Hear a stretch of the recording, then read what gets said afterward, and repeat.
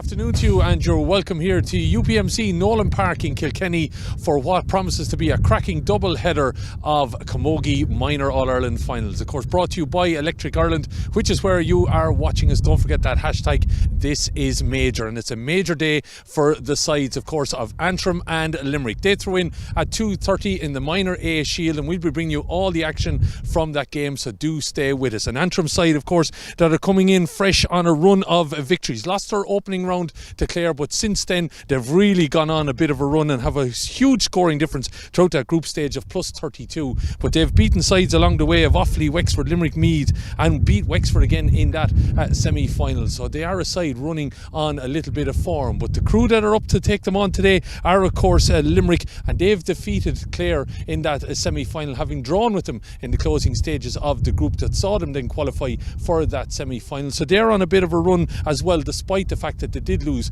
to Antrim in the group stages. So it's still a different thing to play for, of course, here today. There's a cup to be won at the end of it, and we're here in a fine venue that is, of course, at Nowlan Park in Kilkenny. It's all on the way though. Do stay tuned. We're going to hear from both camps shortly. And you're back here in the UPMC Nowlan Park. The man you see on camera is Limerick manager Tony Dunn. Tony, it's an All-Ireland final. You're here probably a couple of weeks ago. It mightn't have looked likely, but you kind of it all came together right for you. Yes, it's been a tough group to get out of, and all tough matches, and 5 teams that we compete against. You know, there's only a puck of ball between us all. It's a fabulous competition, and we're just delighted to be here today. You know, where the business end is really at the final. Business end, and how much would have a shot in the arm for Limerick would this be, you know, if you were to come away with a title here today? Massive. Anytime you get to a final, you know, that's where you want to be. You know, you want trailblazers everywhere. Yeah. We have a group of girls here, and they're trailing the blaze for the younger girls coming up through the line. We have a 17 development squad, we have a 16s, 15s, 14s, all the way through. You know, we need heroes all the time to look up to. Well, you're here in an All-Ireland final taking on Antrim. You did lose to them in the group stages, but as I did mention though, you took on Clare since, and you know, drew and won that semi-final. Then when you really needed to go to the well, you found it and got here today. Look, the group of girls we have 35 girls there. They're training since the 1st of November right through. Anything to be asked of those girls, they've delivered in loads and loads, and today is one more ask for these girls, and they're going to deliver. And you're in a fine venue as well, like Nowlan Park in Kilkenny. I'm sure you're looking forward to gracing it shortly. Absolutely. These are days where, you know, like I said to the girls there on Friday night, you know, no one sees us training in Cork in the winter months. No one sees us training in Dare Manor Fields on a Tuesday, you know, with there's frost and snow. You know, this is the day that we want to be seen, and this is their stage. And hopefully in half 3, 4 o'clock, you know, we'll have celebrations. But we're up against it. This Antrim team, they're a quality side. We've seen that above in Abbottstown, and we've had to really knuckle down to if we want to come on the right side of this. We wish you the best luck, Tony. Thank you very much, Killian. The face you see on camera is John McCarter, manager of this Antrim Camogie side. John, a big day. Yes, always big days. Any final's a big day. We're delighted to be here. We're probably the youngest team in the competition. We've maybe 4 starting our 16s. We've 6 girls. We're only losing out of this team for next year. So it's a big ask off them, but as the round went on, we gradually progressed. We returned more into the competition. But I'd always Limerick as the favourites for it. You know, Limerick's here today, and we're here in merit as well. So you know, we're up. And it's a great competition because there's very little between other teams. You know, an idea you don't turn up, or maybe a few injuries or something goes against. You know, that could be each end. But at the end of the day, we're delighted to be here. Delighted. John, I think you're playing it down a little bit, because since you lost that opening game, you've gone on a terrific run and you know, really put significant scores on the board, including beating today's opposition. Yes, don't get me wrong. We have matured. We're a young team. We get better every match we played. With 12 weeks in the go, we're a slow start because we had a colleges campaign. A lot of girls play colleges, and you can't ask so much of young girls when they're in exams and their colleges. So we kept the training just 2 a week, and then we upped the pace. The match is very important to us. Look, without a doubt, we're still underdogs to the game, without a doubt. In my opinion, Limerick's favourites, and we're always favourites since the start of the competition. But we're here in merit, as I said, and the girls hopefully perform on the day and give a good account of themselves. John, a long trip for you, obviously, to come down to Kilkenny, but you know, I'm sure you're glad to be in the home of hurling down here, camogie action and everything like that, and it's a fine venue for an All-Ireland final. Yes, delighted. Of course, delighted. They took us to a more provincial venue. We're delighted coming to Nowlan Park. It's 4.5 hour drive, 5 hour drive for us. We started at 7:15 this morning, stopped off 2 hours into it, a nice picnic. Girls were relaxed. back to sleep in the well down again. And look, we're here, put some great contest and wee bit of breeze on it, took to the ground staff. No, we're well looked after. Look, the girls deserve to play in here, full stop. Okay, it's an All-Ireland final, John. We wish you the best of luck with it. Thank you very much. Thanks.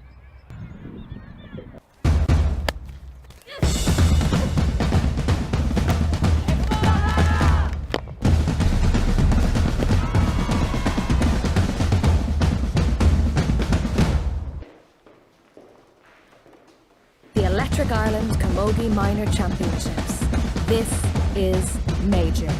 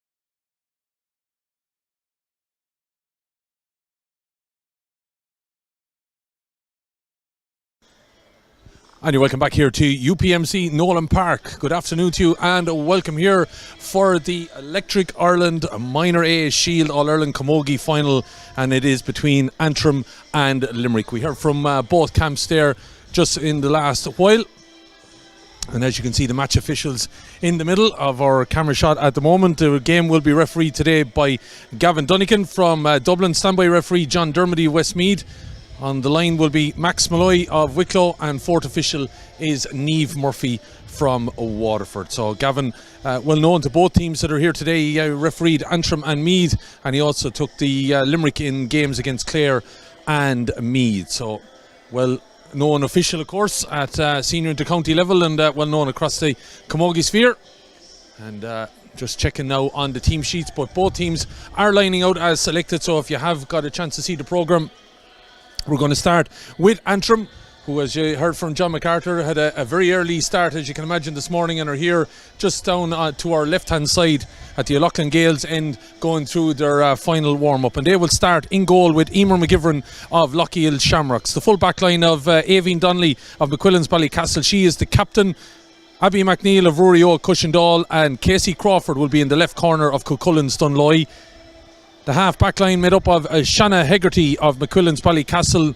Gerline's Portclanoon are represented by Derval Dobbin, and Erin Coulter, well, she is representing the club of Bridini Oga of Glenravel. At centre field then, it's McQuillan's Ballycastle, Jenny McIntosh and Cara O'Boyle of Ruaidheo Cushendall. In the half forward line, two McAllisters, not related I believe, but one from Dunloy, one from Cushendall. It's Ava McAllister wearing 10. Orlet will wear the number 11 shirt, and out in the left wing will be Ciara Connolly of Lochiel Shamrocks. Continuing with Lochiel Shamrocks, in the left corner will be, of course, a lady with a famous name in that club, Anna McKillop. Mary MacArthur of Cuchullin's Dunloy will be at full forward, and Katie McNeil of Ruaidheo Cushendall will be in the left corner. Switching then to their opposition that are up from Limerick, of course, one of three Munster teams that are in the All-Ireland finals here this afternoon. Don't forget, we will have Cork and Waterford on the way from 4:30. They're in their circle here at the minute, being spoken to by their managers Paul Neenan and Tony Dunn. We heard from Tony minutes ago, and they're getting through the final word. So in goal will be Leah Quinlan of Newcastle West. It's Amy Mullins of Adair, then she'll be in the right corner. At full back, it's Orla Ryan from St Ailby, and she the vice captain, and Kieran Buckley of Munaleen will be in the left corner. Then it's another Ailby representative, Alex Russell. She'll be on the right wing. Lucy O'Brien, the captain of Newcastle West, will be at centre back, and it's Ellen Meehan, I should say, of Blackrock Effin will be on the left wing back position. At centre field then it's Kate Foley of Newcastle West and Ciara Dunn of Adair. Then heading into the half forward line, it's Poppy Giltonen of Adair. Roisin O'Brien of Patrick's Well will be on the 40, and outside her will be Niamh Brennan from Mahan. And the full forward line then made up of Donna Kenny, she of course from Croke Kilfinny. Claire Power of Blackrock Effin is at full forward, and Laura Southern of Munaleen will be in the left corner. So as you can see there, a few of them going through the last words. Orla Ryan just picking up on camera there with Roisin O'Brien. They're the one immediately in front of us there as they get ready for the final words. As he said, Antrim still going through a fairly rigorous warm-up, have been on the pitch now for the last 25 minutes or thereabouts. Limerick have gone through theirs, but they seem a lot more content and happy enough now at the minute as Antrim take it right to the wire here before the throw-in. Of course, Antrim coming in on the back of having lost to Clare in the first game by 1-8 to 6 points, but as you heard from John MacArthur, kind of got the heads together and stepped up a notch a little bit, and then went on the road to beat Offaly and Wexford. Then they beat Wexford, or Limerick I should say, in round 4 before a big scoring and high scoring game against Meath in round 5 where they won 5-16 to 3-9. So losing their first game, 4 games then unbeaten, qualified for the semi-final where they defeated Wexford by 4-12 to 1-8, whereas Limerick got off to a start of beating Offaly rather well, and then drew with Wexford in round 2, beat Meath then by 2-15 to 9 before losing, as we said, to Antrim in that game 3-8 to 10, and it was getting, I suppose, a little bit ropey whether they would be able to qualify, but the draw with Clare was enough then to see them play Clare in the semi-final, and they came out on top against their near neighbours and Munster rivals the last day out, 1-8 to 1-6. So Limerick have qualified to be here today. Antrim top that table of course and have a significant scoring difference of plus 32, have accounted for 10-52 they've put beyond teams here this afternoon. So Limerick, well, they have a sizable margin themselves of 863 is what they've scored, so it's going to be interesting to see both teams here how it goes. I expect we're going to see a lot of scores here. I think both of these teams will be able to notch up those tallies, so just waiting on the both teams. Limerick are in their huddle here, surrounded the immediate starting team. Antrim have got into, I suppose, a different kind of huddle. They're on one knee here down to our left-hand side. We'll pick it up with Luke on camera here. And going through the last words. John MacArthur in the middle of them. And the message being relayed.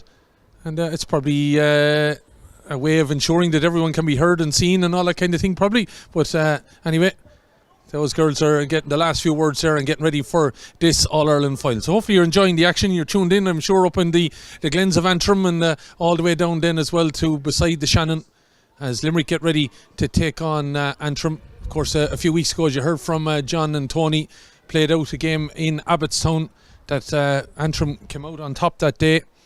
And it was all about getting the goals. It was 11 scores to 10, but it was the 3 goals were significant. So teams getting into play. My name is Killian Whelan, and Owen and Luke from Intray in the background here bring you all the action on Electric Ireland. And don't forget the hashtag if you are commenting or whatever, feel free to tag This Is Major as Gavin Donegan gets ready to throw the ball in. And game is on. John Dermody on the far side, Max Malloy down underneath us here. We're high up in the gantry in Nowlan Park, probably one of the best views that you'll get in Gaelic games. And the pitch in Finefettle for this encounter. Still in a little bit of a ruck now on the 65 as Antrim will attack the city end. So they're going into a significant breeze. We're well wrapped up here, I have to say, in the gantry, even though it is about 18 degrees down on pitch side. A ball just getting inside now in favour of Mary MacArthur. And she gets away, MacArthur, and she's in a one-on-one situation here. Decides to take an early effort, tap it over the bar. Could have maybe put it beyond Leah Quinlan, but elected, I suppose, when she probably felt there was the Limerick player, Orla Ryan, was coming in behind her, that she just needed to be sure as she tapped that ball over the bar. Good opening start here for Antrim.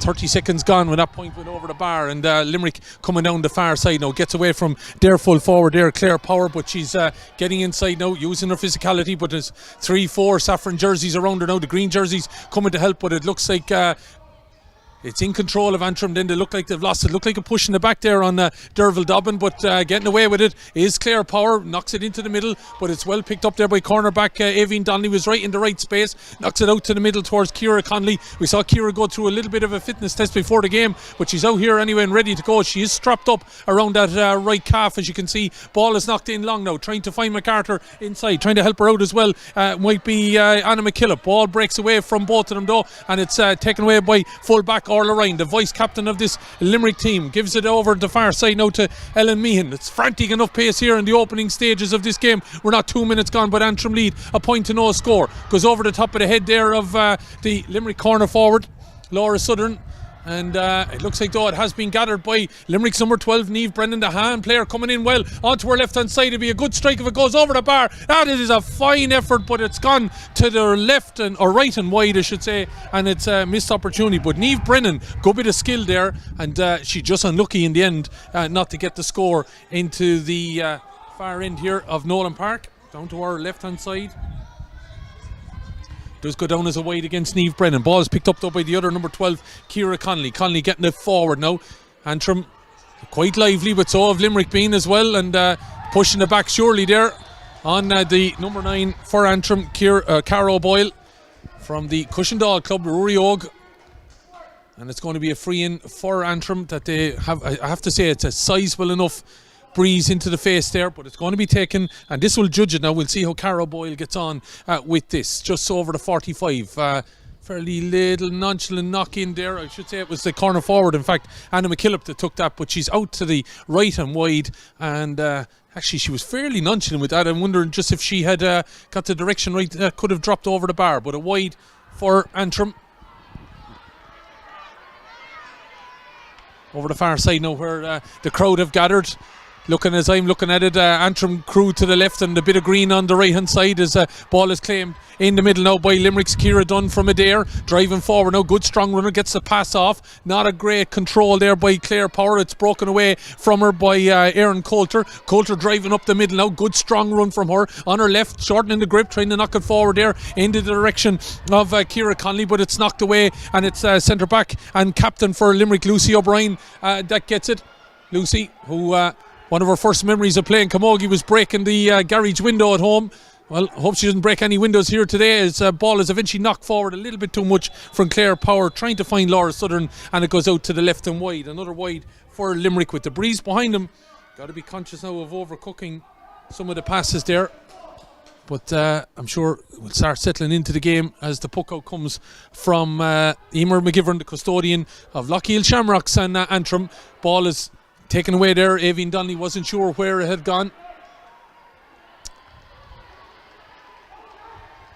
As Antrim looked to charge out with it, looked a bit high, the challenge there from Roisin O'Brien, but Gavin Dunnigan is just saying, yeah, he was allowing advantage, and game has been halted for that free for Antrim. John Dermody has the flag up, and he is actually saying that it was a sideline ball over there all along after everything that had happened now with that. So just with everything that was going on, Gavin Dunnigan mightn't have seen the flag, but John had the flag up, and eventually we have a sideline cut here for Antrim. It's a decent enough cut at that, but Limerick have it covered. Ball comes across the field here, near enough to us now under the gantry here. Hopefully you're enjoying the action, and available to you on the Electric Ireland website. Knock forward. Don't forget, plenty of action here. And there's also the encounter, of course, in Burr as well, that'll be getting underway shortly. But we're worrying about the Minor A Shield final between Limerick and Antrim. Coming up here from Nowlan Park as well will be Clare, or I should say it will be Cork and Waterford, as that ball is knocked in long from wing forward for Limerick. That's Poppy Giltonen, and that is a fine score from distance. I don't know whether we get again another chance and look at that, but here we go. Just let fly, just inside the 65, and that's from about 60 metres out, went up on the wind and over the bar. Lovely score for Limerick, and their first score of the game, and we're level pegging, and it's Giltonen again who's really putting a stamp on this game now in the last few minutes, picking up the break there. Ellen Meehan pops the pass inside. Limerick now coming strong. It's Roisin O'Brien looking to have a shot at the post, and she put it over the bar. She has. Giltonen scored one, sets up another, and Limerick all of a sudden have found a little bit of a groove, and they find themselves ahead here by 2 points to 1.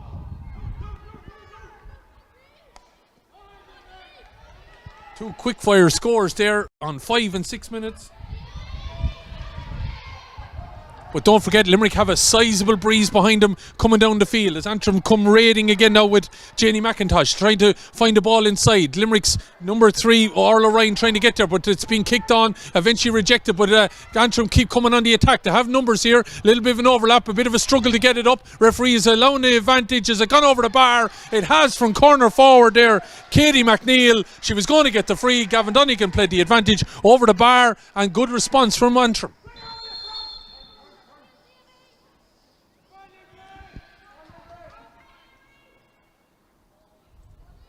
Frantic stuff, as I said. The opening score coming after just 30 seconds from an Antrim point of view. They'll be glad to get on the board after 2 from Limerick. Ball eventually gets away from Giltonen, and it's out over the line, and it's going to be a sideline ball here for Antrim just down below us. Luke doing his best now, getting that camera in position. Keep an eye on that. It's right down underneath her feet here, and we'll try and keep hush because I'm sure Yvonne Donnelly can hear us. Gets it into position anyway. It wasn't the greatest cut, but she got it in fairness anyway towards Connolly. Connolly now trying to get it forward to the number 15 that just scored, Katie McNeil. McNeil trying to get away from her marker, Ciara Buckley. Comes back on her right hand side, has a good spot of that and puts it over the bar. 2 on the bounce for the young Katie McNeil from the Rory Og club in Cushendall. And that's a perfect response from Antrim after 2 points from Limerick. They've got 2 in the space of 60 seconds and now are back in front at 3 points to 2. Lovely puck out, I have to say though, using the wind well. Leah Quinlan, I should say, looking to get this ball down in the direction of Roisin O'Brien. Definitely had a hand on the back there, but the referee allowing the play to continue. Knocked into the corner, but it looks like Antrim's number 6, Derval Dobbin, might get there, but it's actually been won by the Limerick corner forward, Laura Southern. Ball falls over a grasp, has to go backwards with it, gives it to her full forward. That's Claire Power. Power was looking to get inside. Referee said it was a foul committed and a chance for Limerick then to register a score.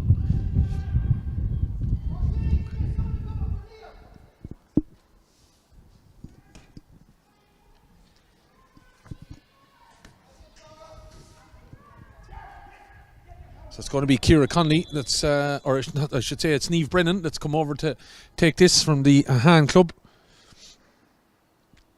She had a wide in the opening stages now, probably looking to get the measure of that. You watch her getting her angles right down along the line of the hurl. Comes up to this and knocks it over the bar. That's a fine effort, very little effort from Niamh Brennan, but she joins her teammates on the half forward line. They've all scored now, all 3 of the half forwards running in the opening 9 minutes of the game. And started with Poppy Giltonen, she set up Roisin O'Brien, and then Laura Southern was fouled and Niamh Brennan pops the ball over the bar from the free. Limerick though have turned over that puck out and come and charge again as the aforementioned Brennan. Lovely pass inside, the opportunity here, but the ball is the Saffron to snaffle on, and eventually Limerick have won it back here though. Driving forward again is Ciara Dunn. She's had a good start to the game, tried to get a shot off on that, but well marshalled there by Erin Coulter. The hook came in and Coulter kicks it along the ground, and it looks like Antrim are going to be able to clear it. It's had to be kicked on again, but that's good play there by Roisin O'Brien, the Patrick's well player. Really again starting to grow into this game. Giltonen trying to keep control of it there, flicked it back inside towards Kate Foley, but it's going to be taken away by Ciara Connolly. Connolly into the middle now, giving it to Orla McAllister. Great block down there, and right tit for tat battle there between herself and Lucy O'Brien. O'Brien down over the ball, the referee allowing the play to continue. This is helter-skelter stuff, and it's right entertainment value as the ball is broken away for Ava McAllister. Has an option outside her, maybe in Cara O'Boyle. O'Boyle gets involved, the ball is on the ground, it's still there. Looks like there might be a green jersey got it, but no, it's been taken away. MacArthur giving it off here now to Katie McNeil. McNeil back on her right hand side, it's over the bar from Antrim. Slowly but surely worked up the field, and Katie McNeil is on fire at the moment. That's 3 in 11 minutes.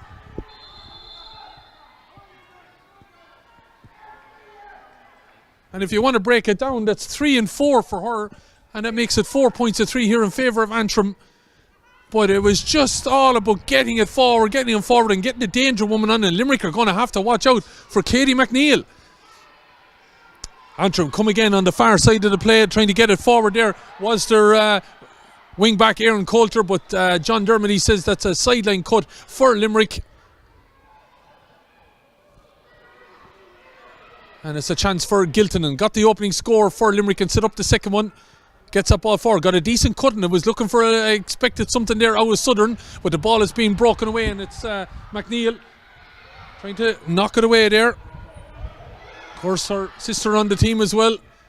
As the ball breaks, and it's McNeil again trying to knock it down along the line. It's a good clearance, I have to say, and trying to get it into her hand there was Kate Foley, but she knocked it towards the line, and it's going to be a sideline cut for Antrim. 12 minutes gone, 4 points to 3. It's the Electric Ireland Minor A Shields All-Ireland Camogie final between Antrim and Limerick. Antrim to finish top of the group. Limerick, who qualified in third, got to the semi-final and won that against Clare, are here today now, taking on an opposition that beat them in Abbottstown. Coming forward on the drive and was let go there was Anna McKillop, and McKillop just shortened the grip, and with the crowd coming in on her left hand side, somehow got enough of the ball away, and it's the biggest lead Antrim have had. They lead 5 points to 3 here with 12 and a half minutes gone.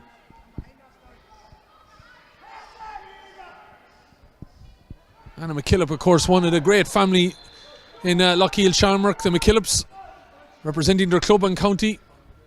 As we're looking here at young Ciara Connolly down below us. Luke, I don't know if you can pick her up. We saw her going through a fitness test just before the game, just watching before the sideline cut goes in. John MacArthur's trying to get the referee to hold the play, and I think Ciara's in a little bit of bother. She was going through a fitness test with those two medical personnel that are out there with her just before the game, kind of just testing out that calf, and maybe the bandage on it could be too tight or whatever. It's putting a bit of pressure on her, but she has taken off her boot as well, so it could be more an Achilles problem than a calf issue, but she's getting running repairs here at the minute. So 5 points to 3, and as I said, it's been a right encounter, and Antrim getting the first score. Mary MacArthur really nailing the mass there when she got the opening score of the game after 30 seconds. Then Limerick kind of got a bit of a groove with Poppy Giltonen and Roisin O'Brien getting 2 on the bounce before they got their third point with Niamh Brennan. But then it was Katie McNeil who sandwiched those scores for Limerick, getting 2 in 60 seconds, and then she got one there on the 11th minute. But Anna McKillop has made sure that the Limerick or the Antrim full forward line now have all scored with that latest point at 5 points to 3. So the full forward line for Antrim, the half forward line for Limerick, they're the ones that have all got the scores in this game so far. A bit of a scrum over on the far side, but it looks like Limerick have won it with their wing back Ellen Meehan trying to get that ball forward, but her counterpart turned her back, and it's back in half control, I would say anyway, of Ava McAllister. Still a bit of a ruck foreman and trying to get in there and knock it away as Ciara done. Looks like strong play there from Limerick, and they do get it away, but it's going to fall into the grass now. Shannon Hegarty, left hand side, drives it back up along the wing to where taking it well there was Ava McAllister. She driving the ball forward. There's a 2-on-1 situation here, but it's well done, you'd have to say, by the cornerback for Limerick, but still a chance for MacArthur to knock it in, but she's knocked it to the left and wide. I think great credit there has to go to Ciara Buckley, because if she didn't shepherd McAllister, or I should say MacArthur, the way she did, there could have been a goal opportunity there, and she just was able to keep the player and not ensure that she went for maybe the more difficult effort of a point, because Antrim were in there and it could have been an opportunity. But anyway, it remains 5 points to 3, quarter of an hour gone, and it's a right encounter here between these two teams. Ball out to the middle. Limerick now with long clearance. Don't forget to have a win behind them, so they're going to have to start making a count again. They definitely were in control of this game, but Antrim have got into a groove in the last couple of minutes. Ball is in the middle with a lady who's definitely been effective here. Roisin O'Brien has Brennan outside her, could offload it. Brennan now takes it, looking to drive forward, probably doesn't fancy it on her left hand side, looking to step back on her right, has to hand pass it out here towards Southern. The Munaleen player having a shot. I'm right behind it, it's on the way, it's over the bar, and it's a fine score. And when Roisin O'Brien, Power, Brennan and Southern get in a groove, they are causing a few problems for Antrim in the backs here. 5-4, 15 and a half minutes gone. Cracking score, and there's been some fine scores here in this All-Ireland Minor A Shield final. Ball out to the middle. where it's taken on now by Ciara Dunn, the Adair player, as Limerick try to keep the ball up this end of the field now for a while. Southern could get onto this, but it's well blocked away there by the full-back for Antrim, Abby McNeil. Ball is out to the middle then. Ball breaks down, but it's done there again. She's having a big encounter as well, but this one is going to drop into the keeper. Got to be careful now and step around the attention, and Southern got a block on that. Out though to the right and wide, and in fairness, she chased on there to be able to get on that ball, but it does go down as a wide there for Limerick. In fact, it was the number 13 that was chasing that, Donny Kenny.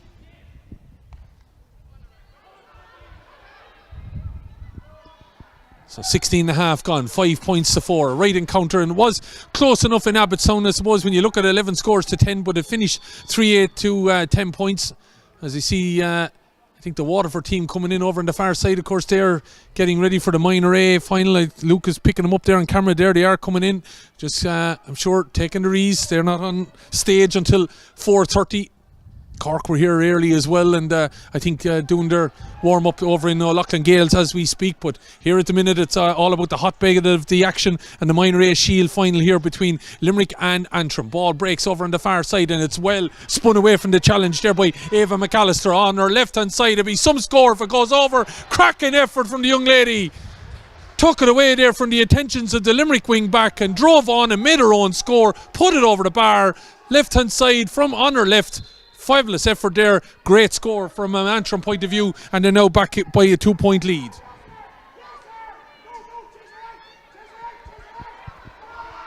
Ball breaks again here as Limerick were trying to go back there and win that, pushing the back, said the referee, and it was Roisin O'Brien, the Patrick's Well native, that was pushed there. She knocks it long now down towards her inside line. It might be an opportunity here for Claire Power if she has the burst to be able to get inside the Antrim full back line. Chance coming here for Donna Kenny. Kenny with the shot. Great block away by the goalkeeper. Eamon McGivern stood big, kept the ball away, and Limerick now have to chase backwards because Antrim are making a burst down the field, but it's well caught there by centre back Lucy O'Brien. Into the middle it goes towards Roisin O'Brien. O'Brien half blocked down, gets it to Dunn. Danger player. The Adair on the top of the D has a shot, bang it over the bar. 3 passes to return, up and over. Great score from Limerick, but it could have been a goal at the other end.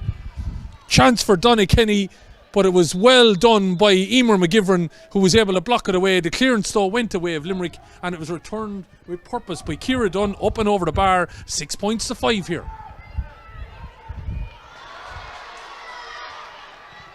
Antrim on the attack now. Ball broke in the middle, but Gavin Dunican said, I'm going to call it back, give the free, and the foul committed there on Antrim centre forward Orla McAllister. So all of the Antrim forward line have scored. Anna McKillop, Mary McCarter got the opening score. Katie McNeil got 3. Ava McAllister on the scoreboard there. And for Limerick, it's Ciara Dunn. All the half forward line of Poppy Gilton, Roisin O'Brien, Niamh Brennan, and Laura Southern in the corner has got a point and a wide as well. So 6 points to 5, 19 and a bit minutes gone.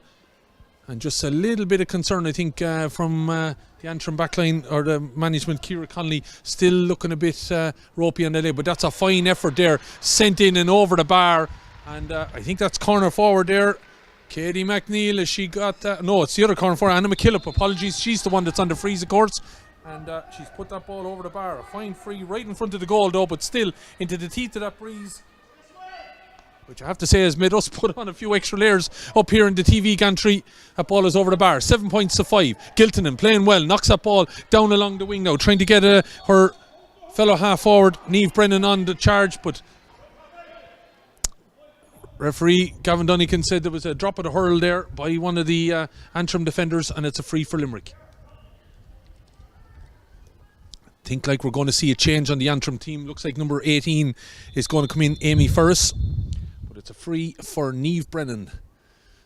Tight enough angle here now, but she's got that nicely towards that left hand upright. Umpire though, yeah, I was thinking it was just a bit too tight. It's gone out to the left and wide there as Antrim get ready to make that substitution.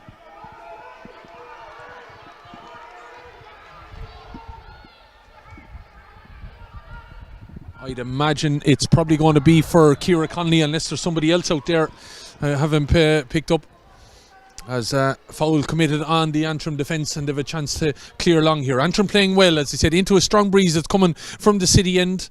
So from right to left, over the scoreboard and down towards the O'Loughlin Gales end of the ground here in UPMC Nowlan Park.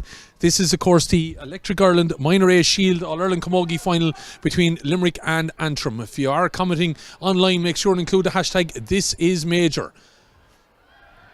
Ball breaks over on the far side now, going to be taken in by Antrim as they drive forward, and a shot off. Could that be Ava McAllister again?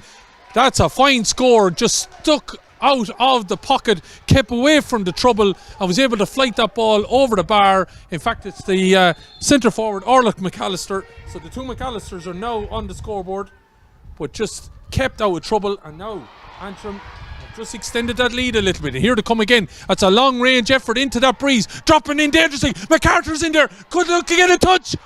Ball is in the back of the net. A long floated ball in from Yvonne Donnelly. MacArthur, it just fell a little bit behind her, but she had the presence of mind to flick with the other hand, and the ball's in the back of the net. Here it goes. Limerick keeper unsure whether to come or not, and then with one flick of the wrist, ball to the back of the net. They got 3 against Limerick in the rounds of the league section of this championship, and that now has put them in a 6-point lead. But here come Limerick driving forward, looking to put it over the bar is Giltonen, and that is a perfect response from one of Limerick's standout players here right after the goal, up and over the bar. And young Poppy Giltonen is definitely one player that's taken it to Limerick here, or taken it for Limerick to Antrim here today. Perfect response after the goal. But MacArthur with the opening point of the game, and then that goal makes it 1-8-6 now. Returned in there now. Here's an opportunity. Might work out here for Limerick. Donna Kenny, has she got support? Claire Power is there. Has to get it to her. Ball is inside, but it's well read by centre back Abby McNeil, and it's knocked out towards Giltonen, who takes that ball but loses it.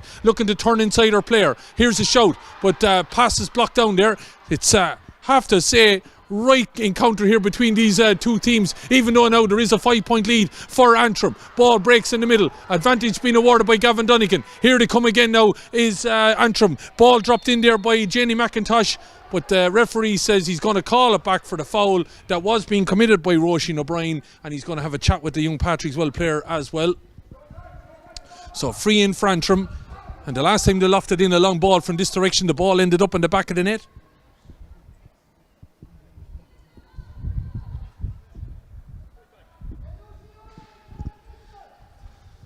So that goal from Mary McAllister after a long ball was floated in, and then the point from Poppy Gilton, and all came in the 23rd minute. Anyway, down to take this free. Opportunity maybe to play this across to Shanna Hegarty. She made a run, but the Limerick player has covered it off. She's covering 2. Not a great connection by Antrim. Number 13. Anna McKillop, I think she was in 2 minds of what to do, whether to give it to Hegarty or not. And now it here's here towards Poppy Giltonen.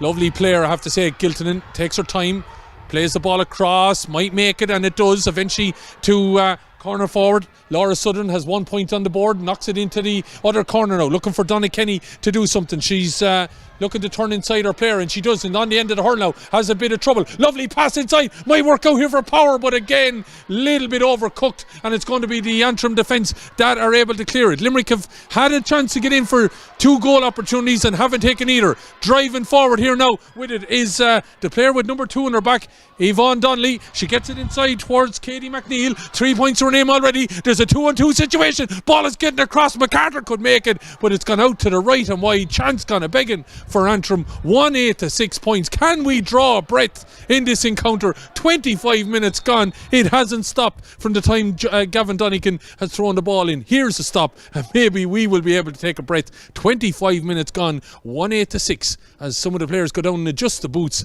I'll be interested to see whether Antrim make that change now. But credit Antrim into the teeth of that breeze, which is significant. They have been able to take on the game here, and they lead 1-8-6.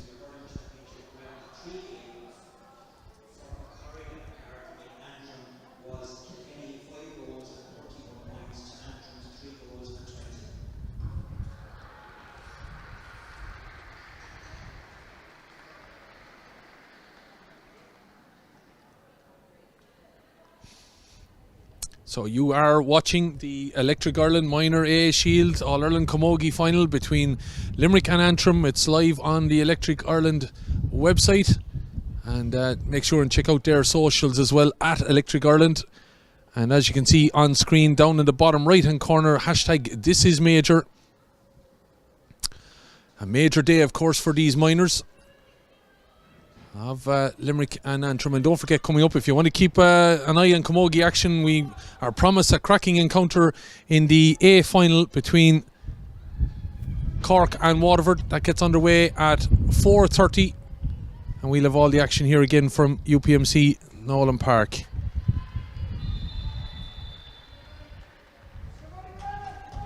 So substitution hasn't happened yet for Antrim. They have kept the player though ready. So I'm waiting to see, I think maybe can they get to half time here, I wonder. There's a short puck out taken by Limerick this time, despite the fact that they have the breeze. Leah Quinlan getting it to Ciara Buckley, but there's pressure now from the saffron jerseys, and Buckley's having difficulty trying to get out with this ball. She eventually gets the hand pass off, and it's her full back Orla Ryan that helps her out. Ball into the middle, but it's flicked away there by Shanna Hegarty. Hegarty giving it to Connolly. Connolly knocking it long. Oh, in the dangerous space is Orla McAllister, turns on her left and up and over the bar, and Antrim are kicking on here.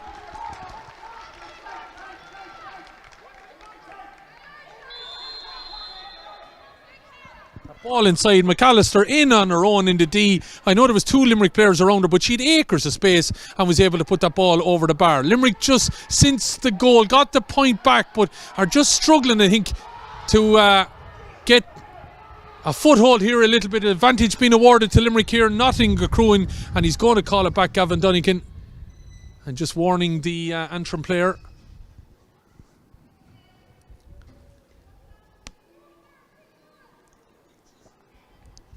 I would imagine John MacArthur will be happy enough with these charges, how things have gone. Of course, he's got to see Mary put a goal and a point, got the opening score of the game, and got the goal then as well that really has helped open up that gap. Antrim in the last few minutes really have just stepped up another notch. So here we have Limerick's Niamh Brennan, the hand player that was part of that trio of points that they scored between the 5th and the 9th minute, knocking this ball in and knocking it to the right and wide.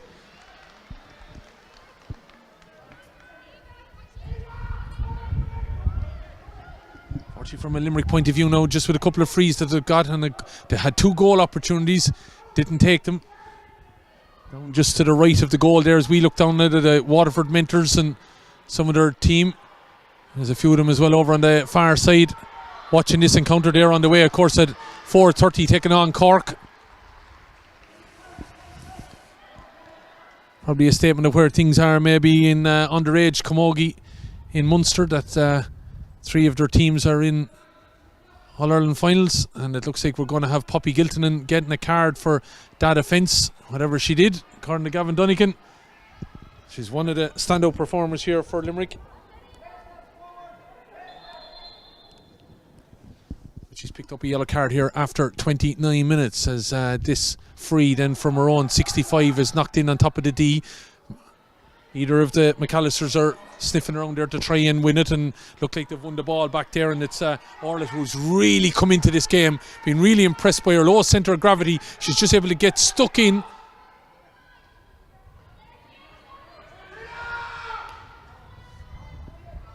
Reminds me of one of the Keogh twins of Owlerton Wexford fame. Just has that centre of gravity to be able to get in and see a ball in a ruck that nobody else might see. Has coming for a strong run now by Cara O'Boyle. That's perfect play, but the referee said she overstepped it, and she was doing all right until she got out into a little bit of green grass and probably took it a little bit long. So we will have a little bit of additional time. John Dermody, you can see over on the far side, just stepping into the pitch a little bit to show Roisin O'Brien where the free will be taken from. And Limerick now, you'd feel, might need a goal just to make it interesting in the second half. She's caught that lovely. It's dropping in on the edge of the square. Dangerous ball, knocked down well. Opportunity here still for Limerick. It could accrue. That looks like a trip. It's going to be a penalty. not a whole lot I think the Antrim player could do. There was a tangle of legs, and that's what Gavin Donegan is awarding Niamh Brennan. The ball was broke down expertly, you'd have to say. We're going to watch it here again. Long range free taken by O'Brien, knocked back down there by corner forward. Yeah, there was a push in the back and then the tangle of legs. Donna Kenny got the knockdown. Niamh Brennan reacted, and as I was just saying, a goal was maybe what Limerick needed. It's going to be Poppy Giltonen, and you can see all the officials now staying and making sure everyone's outside the 20-metre line. It's Poppy Giltonen of Limerick up against Emer McGivern of Antrim. 1-9-6 just before half time. Giltonen shot, but it's blocked away. Break might work out though. Southern is in there, back of the net for Limerick, and the joy that is brought down along the field is immense. Giltonen, it was a fair shot, you have to say, but a good save by McGivern, probably straight at her. It did have power, broke back off the hurl, and credit Laura Southern. I'd love to see it back again. Maybe we will at half time. Did Southern just stray a little bit, but she got in there anyway. Ball is in the back of the net, and we're back in the melting pot here now, just before the half time break. Ball breaks. Here's that aforementioned Orla McAllister looking to get the shot off. Drops it out though to the left and wide. Chance kind of begging for Antrim, and a bit of a let off for Limerick after getting that penalty and then the rebound goal. 1-9 to 1-6 it remains here.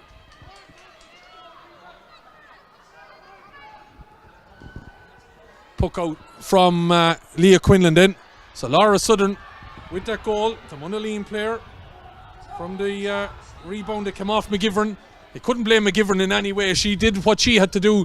It's just that Southern was a little bit quicker. Here come Limerick again now. Are they hunting something else? Going to be seen. O'Brien trying to get the ball up, but she's taken away from it. Getting in there as well is Niamh Brennan. Brennan giving it out here now to Ella Meehan. Meehan with the shot. It's hanging long. Keeper's got to be careful. Bats it away, McGivern. Ball breaks again. In there as well as Guinness Southern. Chance could be there as well for power. Ball is on the ground. Still could be anybody's. Limerick are in there hunting. Looking to swing left and right at it. Ball is still on the ground. Claire Power trying to have a shot off. Linesman is gesticulating that maybe it could be a 65. I should say the umpire, and it is going to be a 45, I should say. One of the Antrim players has picked up a knock. It looks like it's the full back. Yeah, Abby McNeil, who was doing everything to ensure that Claire Power didn't get that shot away. And it's going to be a 45 now that I imagine is going to be taken by Niamh Brennan. And this is some finish to this half. And it might give Limerick a shot in the arm. We're in for a right second half by the looks of things here. As I said to you, Antrim looked like they were coasting. They led 1-9-6. So will this be the last play of the first half here? Chance of Niamh Brennan, the hand player, got it free, but she's had a couple of wides. Might need this for confidence now from the 45. Knocks it long and high, and they're going for the flag. It's over the bar. Good score for Niamh Brennan.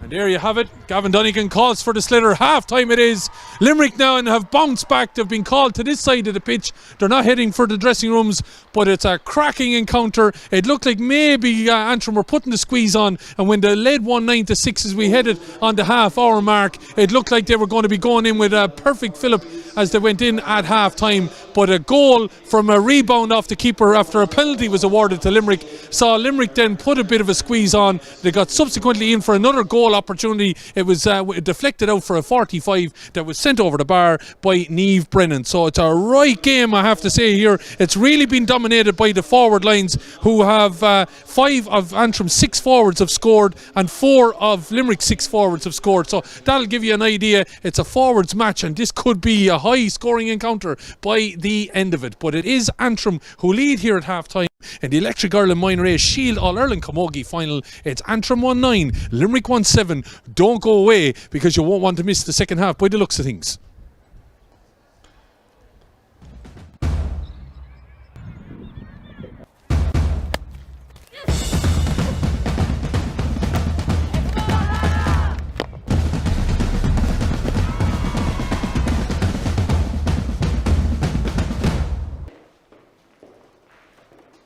The Electric Ireland Camogie Minor Championships. This is major.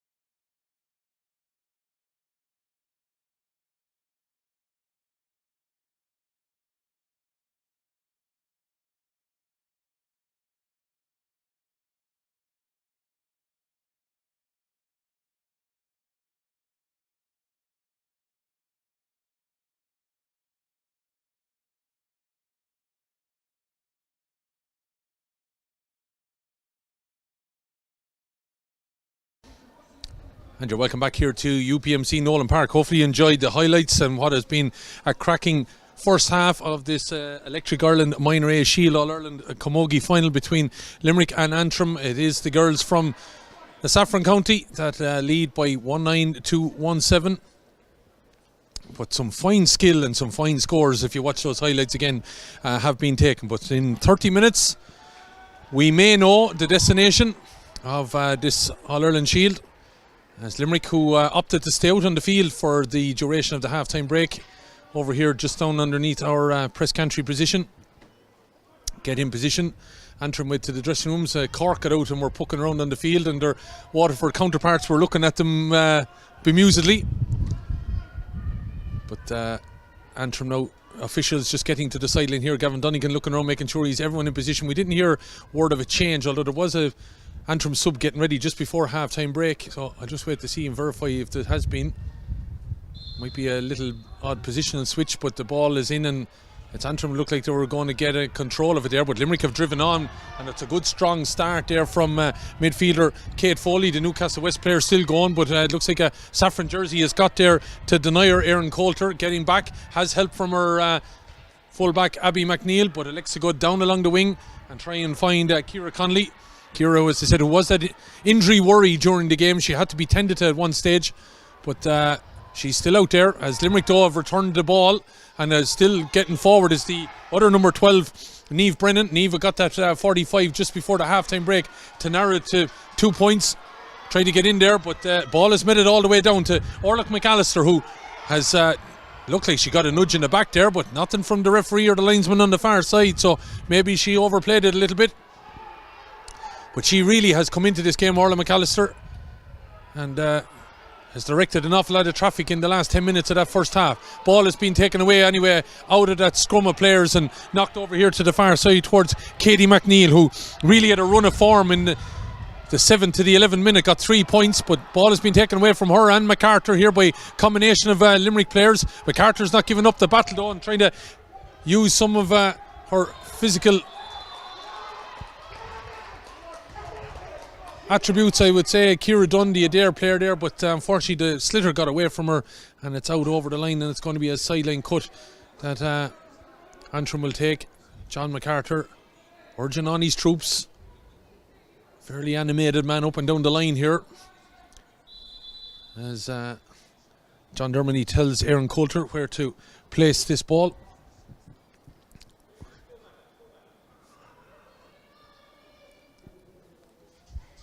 Oh, Erin gets a nice cut on it in towards her full forward. Ball breaks away though, and it's going to be McAllister. There's two of them, of course. It's Orla is on the top of the D, looking to get in there, but the ball broke away. Gavin Donegan said the ball was free to play, and Limerick trying to hold off the attentions there, and that was a bit of a shot at nothing by Ava McAllister, but it's Limerick who have turned it over. Ball is out here and then towards Poppy Giltonen. Poppy had a fine first half as well, led off the opening score for Limerick and got involved as well in winning the penalty and a couple of goal opportunities. Picked up a yellow card for herself, but she definitely has been one of Limerick's standout players, as that ball is flicked away there from Limerick's number 15, Laura Sutherland, who got that goal.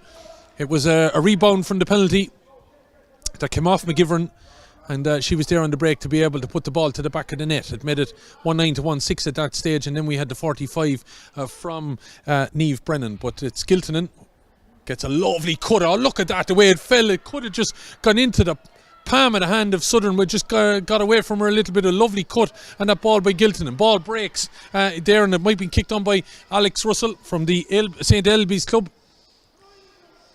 And eventually she does dig it out and gets it forward. Referee says though it was a foul hand pass, and Claire Power was gone and saw her name in lights, possibly because she had a 3-on-2 situation inside developing. But it remains 1-9 to 1-7. Bit of a cagey opening to the first few minutes of the second half here. Cork and Waterford sitting in the sunshine looking out at this match at the moment, and their time to be on stage in about an hour's time. As coming on this ball now is Orla McAllister, looking to step inside, shortens the grip. Ball was heading to that top corner, had to be flicked away by Leah Quinlan. Dangerous enough ball. It was a very tight angle to have a shot off at the goal, but the ball is still there. Limerick though, minding the house now, of course have a big breeze into their face. Got to be careful, and the ball is out here towards Giltonen again. Tried to get it up there on the first time of asking, but it's been kicked away from her by the cornerback Yvonne Donnelly. Yvonne, of course, the captain of this Antrim C. Oh, Giltonen, lovely bit of skill. Hope we get to see a cut back of that again as she knocks it on here towards Power. Power driving forward now. It's been tracked all the way by Coulter. Knocks it up along the wing towards her corner forward there. Donna Kenny. Kenny looking to come inside now. Lovely little step inside. Still going, she is Kenny. Looks to flick the ball across. It's a dangerous ball. Going to be a shot off, and it's up and over the bar. Niamh Brennan, instead of way out of the traffic, puts the ball over. Limerick get the opening score. Narrows it down to a point, but the play by Giltonen off back down here in front of us was a sight to behold, and she worked that ball eventually with her teammates up into the corner, set the ball across. It was a lovely run by Donna Kenny, and she set up Niamh Brennan to put the ball over the bar. 1-9 to 1-8, 35 minutes gone in this game. Lovely little take there by Roisin O'Brien. Limerick continuing to mount the pressure here now, having scored a goal and a point just before the half-time break. Asking a few questions here of Antrim. Antrim with the breeze on their back, but it's Limerick who are coming charging forward. Roisin O'Brien again, knocking the ball into the corner. Lovely take there, you'd have to say, by Laura Southern. Southern is gone, has support from Ciara Dunn. Dunn has a shout inside from Power. Dunn is still going, trying to offload it. Antrim are there in a few little bit of numbers, looking to turn it around again now. Southern stepping out around the house. Oh, what a ball to Niamh Brennan. Brennan left it behind her though. Needs to kick it now to get possession. It's one in there by Brennan, looking to get away from the saffron jerseys. Back out to Giltonen. Lets it drop at the first time of asking. Driving on the second time, Giltonen steps inside their left. This will be some score. Oh, it nearly went into that bottom corner. What a bit of play by Limerick. And this is some ding-dong battle here at the moment. But Poppy Giltonen, don't know whether it was a misconnection or whatever, but it could have snuck into that bottom corner. It's out for a 45 that's going to be taken by Roisin O'Brien, and a chance for them to level it up here.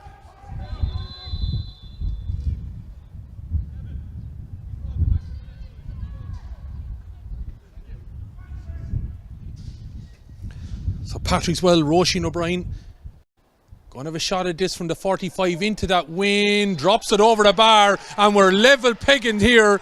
Would you believe it? Antrim led 1-9 to 6, coming up on the half-hour mark, and looked like they were cruising to half-time, and Limerick hit them with a goal and a point, and now have hit them with two at the start of the second half, and it's a draw game here. Right cracking encounter between these two.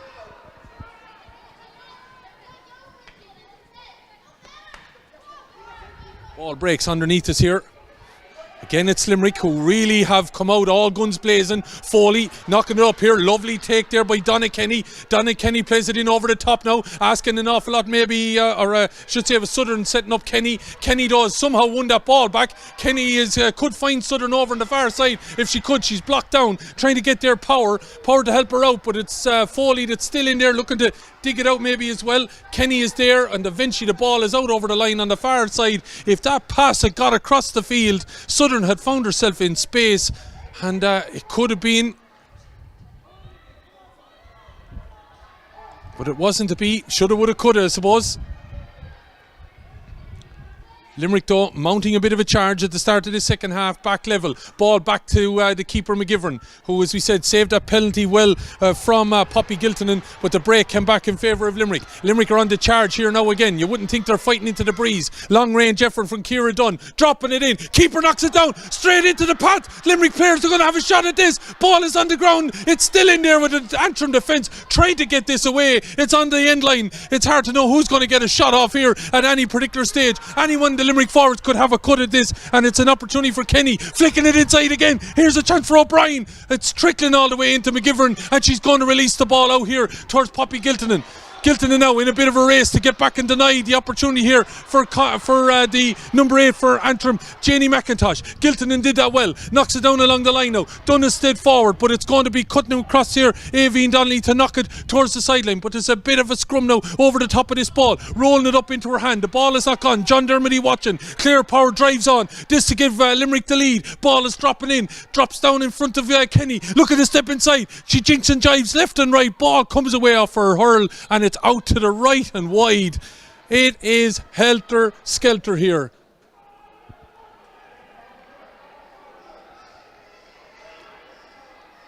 One 9 apiece.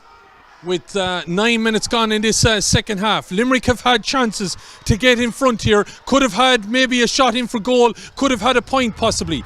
But it goes down as a wide, but they've turned over the Antrim puck out again. They've probably got inside the heads of the Antrim players a little bit, and as Kenny was coming out for that ball, she was definitely tripped by Casey Crawford, and the free in is a chance for Limerick to go in front, and in front for the first time in a long time.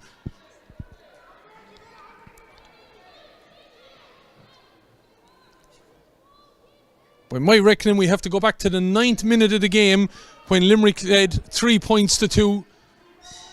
And here's a chance for them now to go 1-10 to 1-9 in front. Gavin Donegan telling Niamh Brennan where to put it. As a couple of subs warm up for Limerick.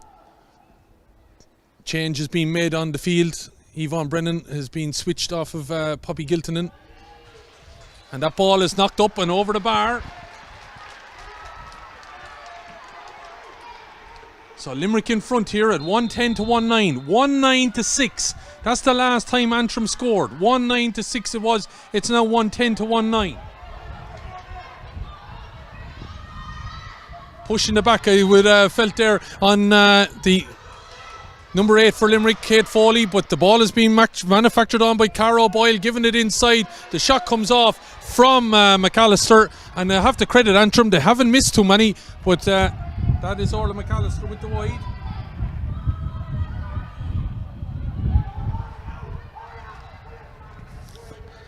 The last score for Antrim came after 27 minutes. And as I said, since then they've conceded 1-4, either side of the half-time break. A goal and a point, and then 3 points in this second half. Driving on with it now, and really Ellen Meehan has come into this game in the last few minutes. And here's another lady that's really causing a few problems. Donna Kenny mightn't have gotten the scoreboard yet, but she's setting up her other teammates, getting inside. It takes 2 to stop her. She's running into a little bit of a dark alley there, and it's Antrim that come out with it. Ball is going to be cleared. Donnelly looking to get it into her grasp, but it's been knocked away from her by Alex Russell, and the referee says that Alex Russell was fouled, dropping the hurl I think again there, and it's going to be a free in, and Antrim now just in danger of giving a few easy scores to Limerick in scoreable positions. Now, nothing easy about this at all, because Niamh Brennan has hit 4 points, but the 2 she's got in the second half were a little bit closer to goal. Into this breeze is significant, but she's got a good connection on it. Has she split the uprights? She has. 1-11 to 1-9 as John MacArthur urging the referee to allow him make a change.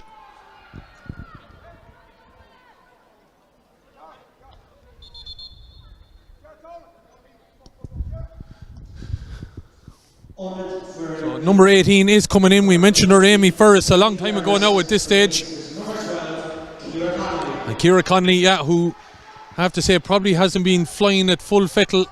Had to go through a bit of a fitness test. We saw her just before the start of this game, and I think unfortunately for her maybe that injury just curtailed her a little bit.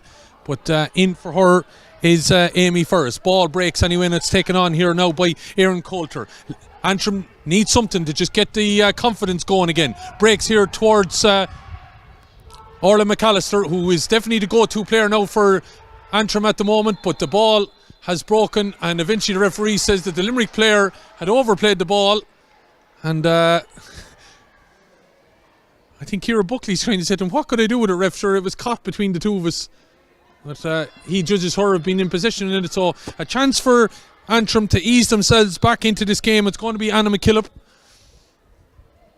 As I said, they haven't scored since the 27th minute, so they need something here, and they've put that ball over the bar, and it gets the, I suppose, a little bit of confidence back, maybe using again. They're only a point down, don't forget, but they have taken a little bit of a knock. They were cruising at 1-9 to 6.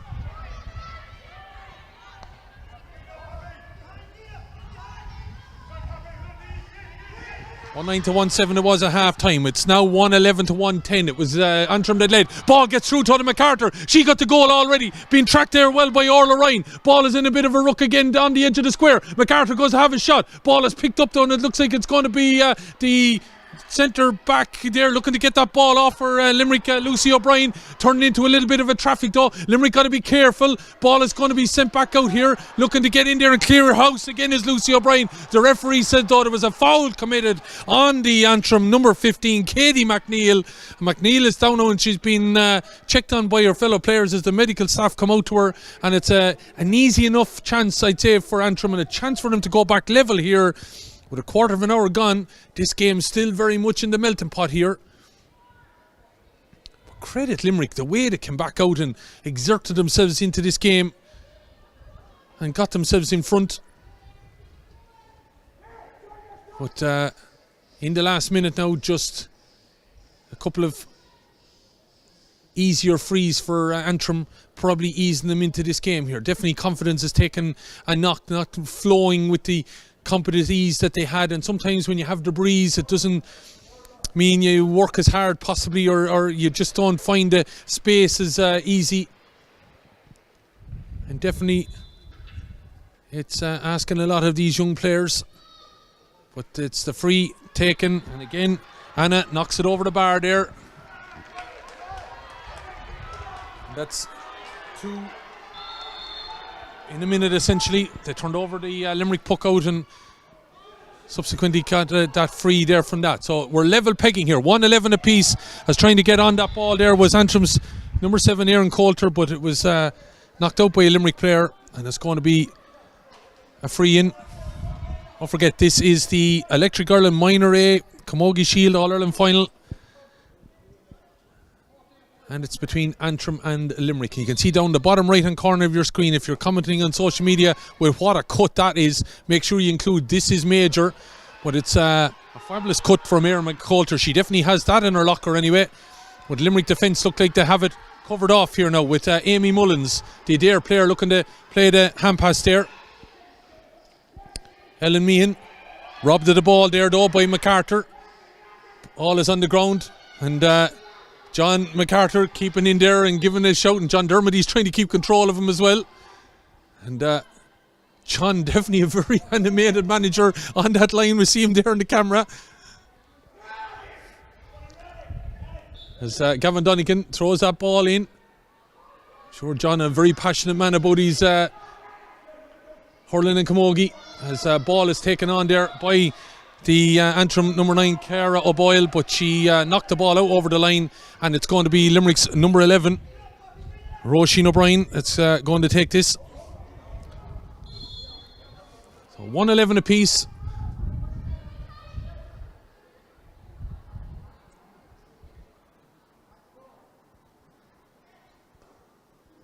Decent enough cut from O'Brien. Gets it here towards Power. Power being helped out by Meehan. Meehan looking to drive forward. Kept the ball out in front of her. Gavin Donegan says she's overplayed the ball. And unfortunately, wasn't a whole lot, I think, that Ellen Meehan could do there. Trying to get away from the attentions of the Antrim defence or the Antrim forwards as such. But they did enough to disrupt her. And now, after everything that's happened to Antrim in the last, say, 25 minutes, they have a chance to go back in front here. Having, you would feel, done very little probably to get there. But here's a chance for McKillop. Sends it towards that right hand upright. It's dropping in deep and it's dropping over the bar. And there they are now, back in front with 3 points, all from frees from Anna McKillop. 3 and 4 minutes.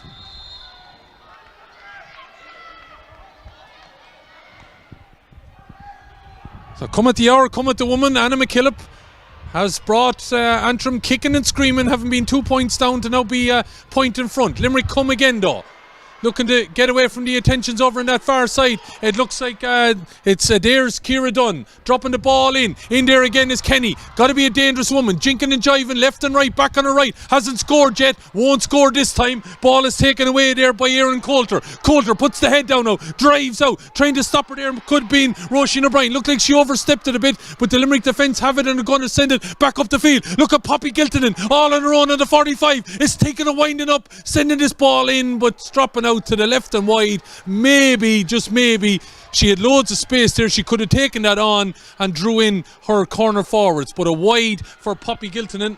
1-12-1-11 with 11 minutes remaining here.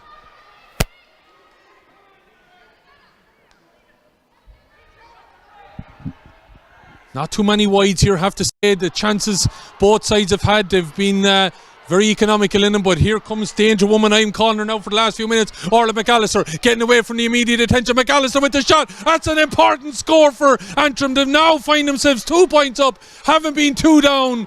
Now have turned the tide again a little bit here, and she is the standout here for Antrim in this game, no doubt about it. It's been the Orla McAllister show for the last 20 odd minutes or thereabouts across the half time. She was the one really that was trying to bring them forward in this encounter, and she's got an important score there as they come charging forward again now. Antrim probably believe they should be further in, and here's McAllister again on the top having a shot. Orla McAllister is writing her name in lights here, because now she's really put a stake through the heart of Limerick. Came forward on that ball, just got out of the ruck, took a shot from 20 metres out, went low for it. I think the Limerick goalkeeper was expecting her to top it over the bar, and she puts it in the back of the net, and all of a sudden, having been 2 down, they now find themselves 5 in front. And it's hard to credit how it can just turn as quickly as that. Limerick look comfortable. And don't forget, I said at one stage it was 1-9 to 6. It was 1-11 then to 1-9. Now it's 2-13 to 1-11. How the pendulum keeps changing here. But it's been driven all the way by Orla McAllister.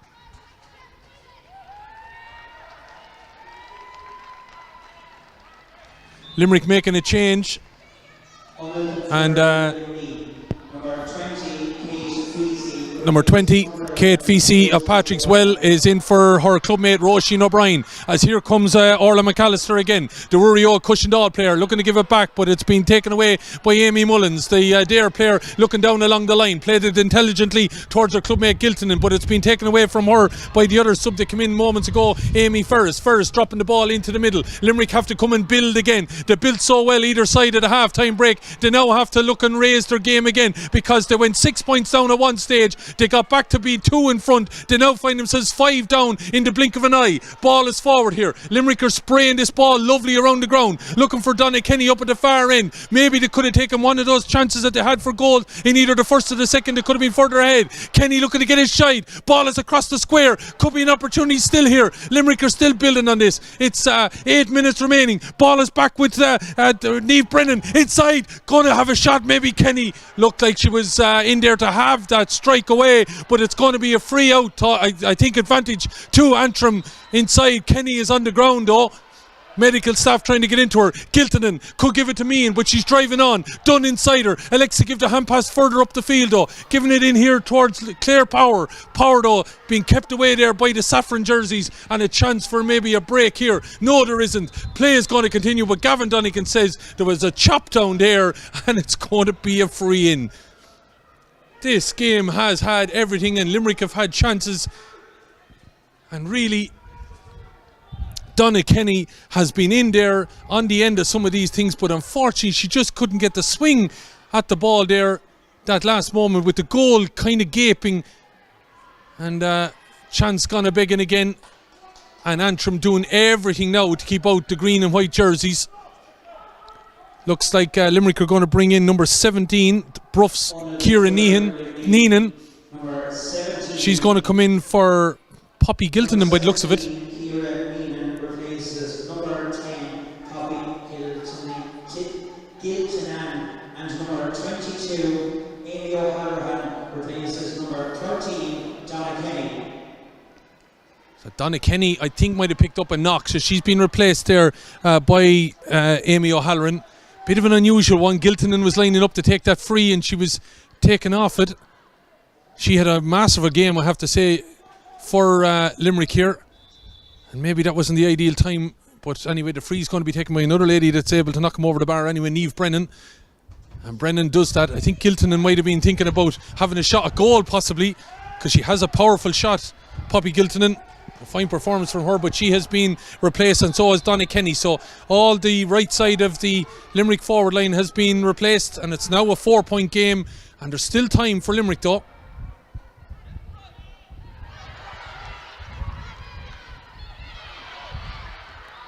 Ball breaks around the middle again. Meehan looking to get onto this, but she does get a flick on it there. Trying to pick up that ball is the sub that's in, Ciara Neenan. Also in is Amy O'Halloran. Ball played forward. Looking to charge forward on this now, Claire Power. Limerick coming charging again. This is how they started the first half. They just got into a bit of a slumber. Ciara Dunn gets the pass off. Shot coming in from Niamh Brennan. It's up and over the bar. It's a one-score game again. This game is not done and dusted here. And Niamh Brennan is really leading the 4 for Limerick here. Fine effort there. Power setting her up, and Niamh Brennan has split the post for her 5th point of this second half. 7 in all she has.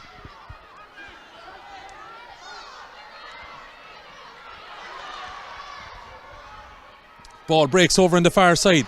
Orla McAllister trying to get that ball forward, but Lucy O'Brien tracked her. Limerick are there. Crowd coming in now for, don't forget, the big game that's coming up in the Minor A final. And that's, of course, between Cork and Waterford. Broken away there by the Limerick defence, but there's a 3-on-2 situation here. And McAllister spots it. She's going to have a shot at the post, though. Puts it up and over the bar. Just keeping the score taken on. And Antrim, I have to say, it was Cara O'Boyle there that got in and put that ball over the bar. Was probably the right thing to do, just keep the momentum back in Antrim's favour.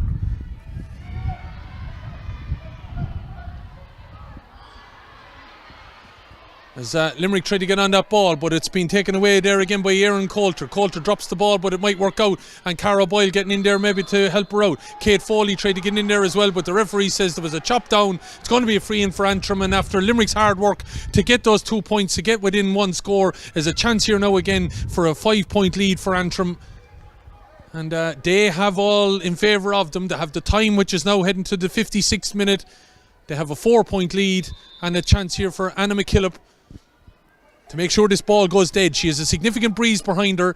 It's on the 65. It'll be some score if it went over the bar. She's just slightly to the left of the black spot on the crossbar. It's a dropping ball though, in on the edge of the square. A flick nearly was on it there, and it's the Limerick defender that got that ball away, Orla Ryan. Ball is still there though for the Antrim players. A shot coming in, it's a low one. Keeper's got to be careful. Leah Quinlan jinks right and then left and sends it out here, expertly out towards number 17, Ciara Neenan. Neenan trying to get possession of it, but there's 2 Antrim players around her, asking an awful lot of her, looking to get charging forward with this ball. Now is Anna McKillop. McKillop knocks it down along the wing. Meehan looking to get in there and win that ball. Have to say, Ellen Meehan had a big game for Limerick as well, as this ball is sent away though by Ava McAllister, dropping it in, but dropping it to the left and wide. 2:14, 1:13, 56 and a half minutes gone in this encounter. Ball is out. It's a nice little ball played out there to Feesey. Feesey, who had an opportunity though to be blocked down, but she got the ball away somehow to Claire Power. Power knocking it up along the wing now. Need a strong run and finish here from Ciara Dunn. Dunn getting away from Janie McIntosh. Still going Dunn.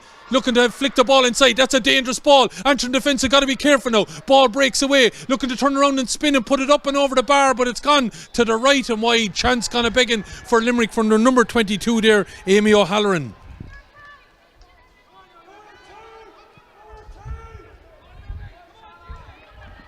We'll be thinking of our player of the match as well in the next couple of minutes. If it's going to be Antrim, I think it's heading one direction.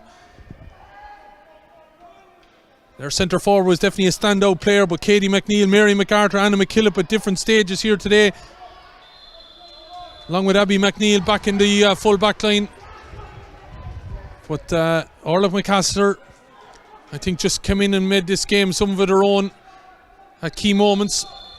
2:14, 1:13. Limerick now needing to come charging again. Lucy O'Brien up along the wing here,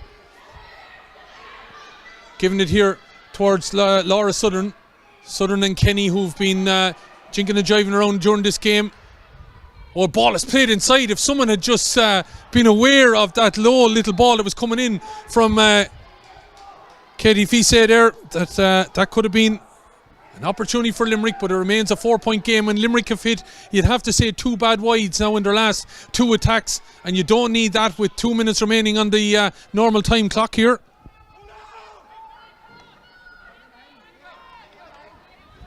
Ball out to this side of the field, right down underneath us here. It goes long, maybe trying to get onto it. Katie McNeil. McNeil being marshalled there by Amy Mullins. Gets away though, it creates a bit of space, little pop pass inside, but it's been read there by Limerick captain Lucy O'Brien. Ball breaks on the ground. Antrim looking to spin around and get the shot off there. Mary MacArthur got a goal in that first half. She's got another point to add to the opening score of the game for, or is that, Anna McKillop. The two of them wear red helmets. I was just waiting for the spin around. It's Anna McKillop, who's also had a big game and will be in the running for our player of the game.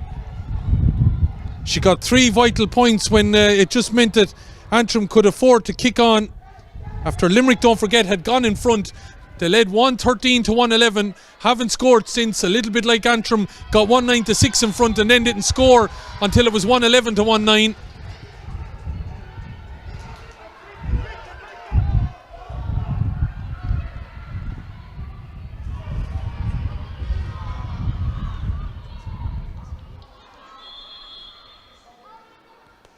So free still to come from Limerick.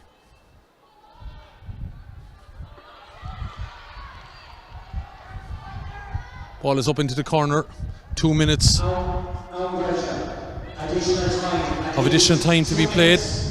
Match official here underneath us, Niamh Murphy of Waterford, putting up the board on that with don't forget the big game coming up later on, Waterford and Cork, but it's a big game here for these two sides as the ball goes in over the top. McKillop could be in there, but it's Quinlan that reads it, looking to come out now. Limerick need to hunt a goal. They have 2 minutes to do it. We're now in the additional time, 2:15 to 1:13. This game has ebbed and flowed like a pendulum clock. It has gone one way and then the other. 1-9 to 1-7 it was at half time, and Limerick come out and got a real bounce off and forced themselves into a 2-point lead, but Antrim turned the whole thing on its head with a couple of frees from Anna McKillop and then the goal from Orla McAllister.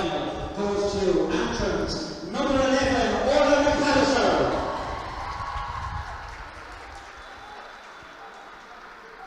The shout goes out here around the ground. We're nominating Orla McAllister for the player of the match, and everyone else seemed to agree with us as well. 2:15 to 1:13. Limerick need a goal now, need to drop this in around the house. Played well and across the field now. Looking to go for the return there was Niamh Brennan, but the Antrim players were up to it to be able to take it away.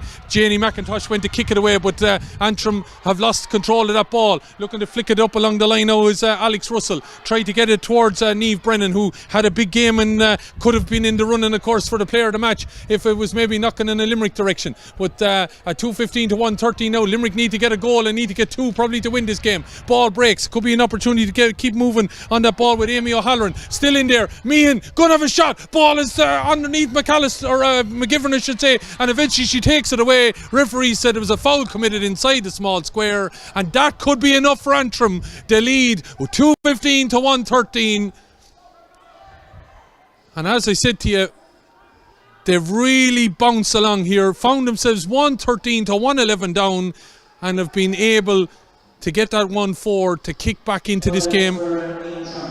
As Antrim make another change, Shanna Deary of Lochiel Shamrocks is coming in for Anna McKillop. So one Lochiel Shamrocks player for another. And Anna McKillop definitely gets a nod as well.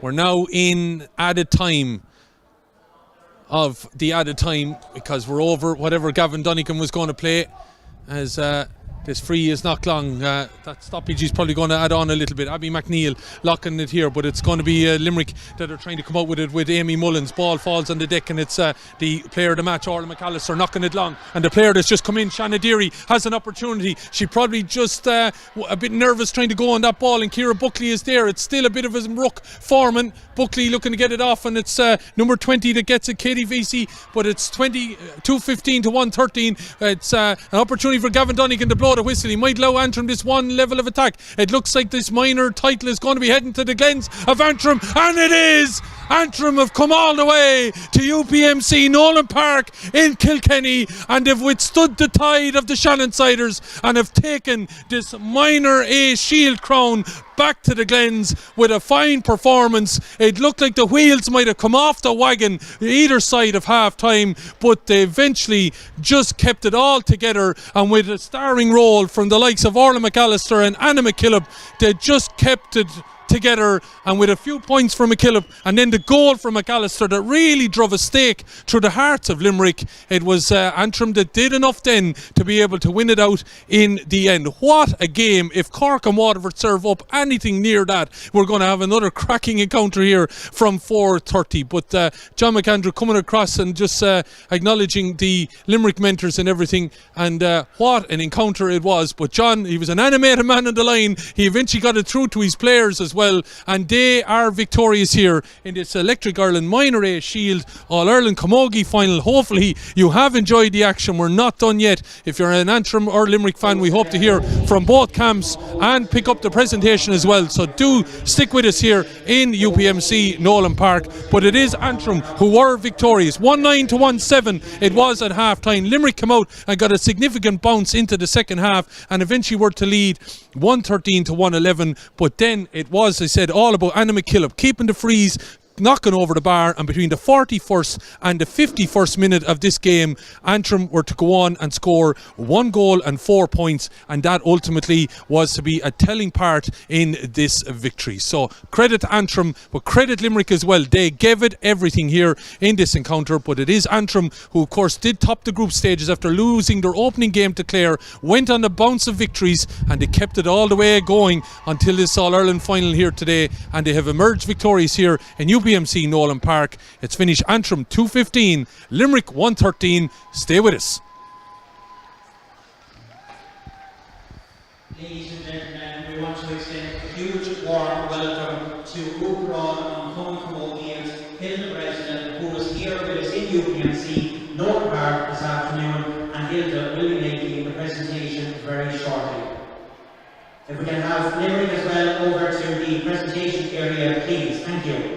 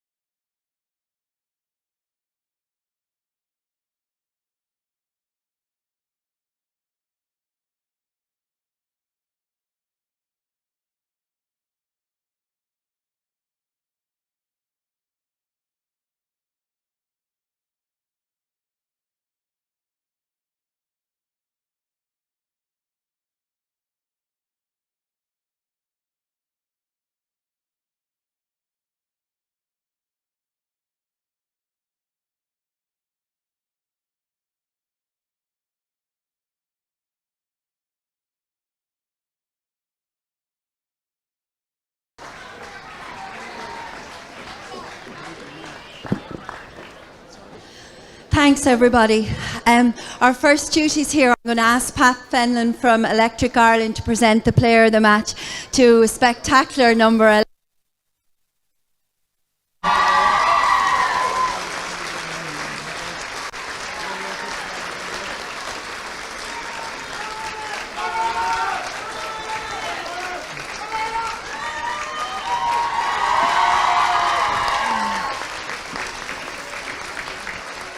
Thanks everybody. I have a small few thank yous before we continue. Our huge appreciation to Kilkenny Camogie, Kilkenny GAA on the use of Nowlan Park today. It's wonderful to have our Electric Ireland minor finals in Nowlan Park, and it is due justice to the girls that they get to perform on the biggest stages. So we really appreciate it to them to having the pitch today and the facilities. It's just actually been brilliant to have it here. So a big thank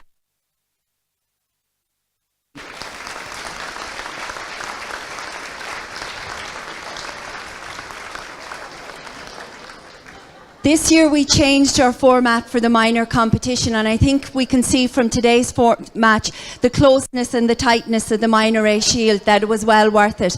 And one of the reasons we were able to change the format of the minor A and to revitalise the minor competition was due to Electric Ireland coming on board with us this year. They've shown huge support to the Camogie Association in their first year of sponsorship, and in particular to women's sport. So we really want to appreciate and thank them for all they've done to shine a light on Camogie, and long may it continue and raise the profile of Camogie. So a big thank you to Electric Ireland.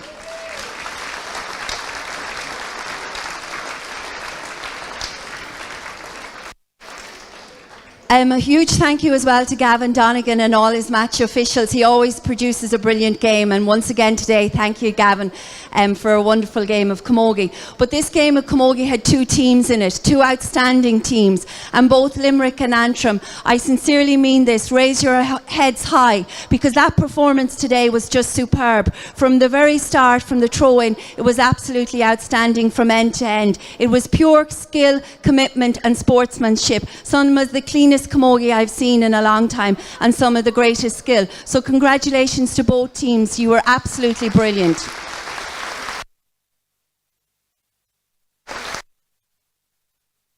It gives me huge pleasure to present the Electric Ireland Minor A number 2, Aoibhinn Donnelly.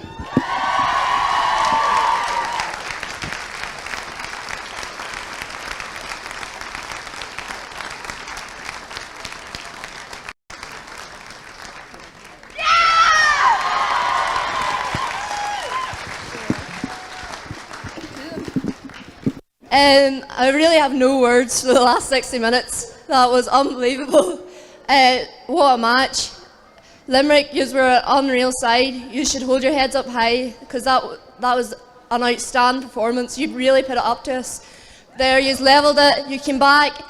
You just 3 cheers for Limerick. Hip hip. Hip hip. Hip hip.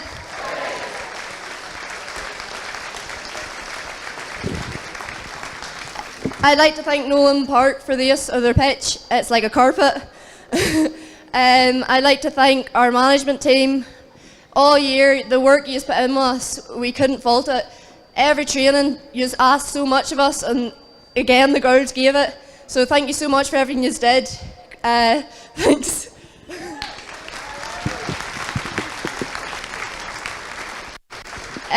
To the referee and the umpires and the linesmen, thanks very much. That was a great performance just put in. It's not always easy. You always want it to go the right way for yourself, but you did a great job.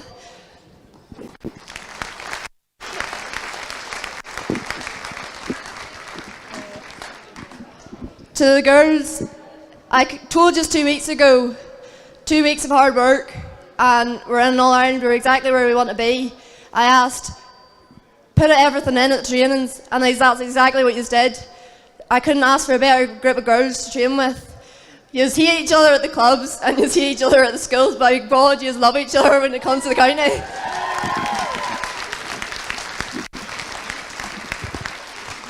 To all the supporters here today, you are outstanding. You got us right across the line. Couldn't ask any more of you, so thank you so much. There's one supporter I want to thank mainly, is my mammy. Not the easiest year for us, but she's there every match, and I couldn't ask for a better mommy.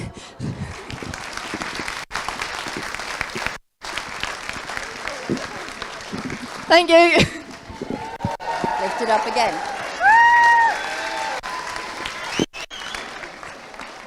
Ladies and gentlemen, once again, please give it up for your Minor A Shield All Ireland champions, Team Antrim.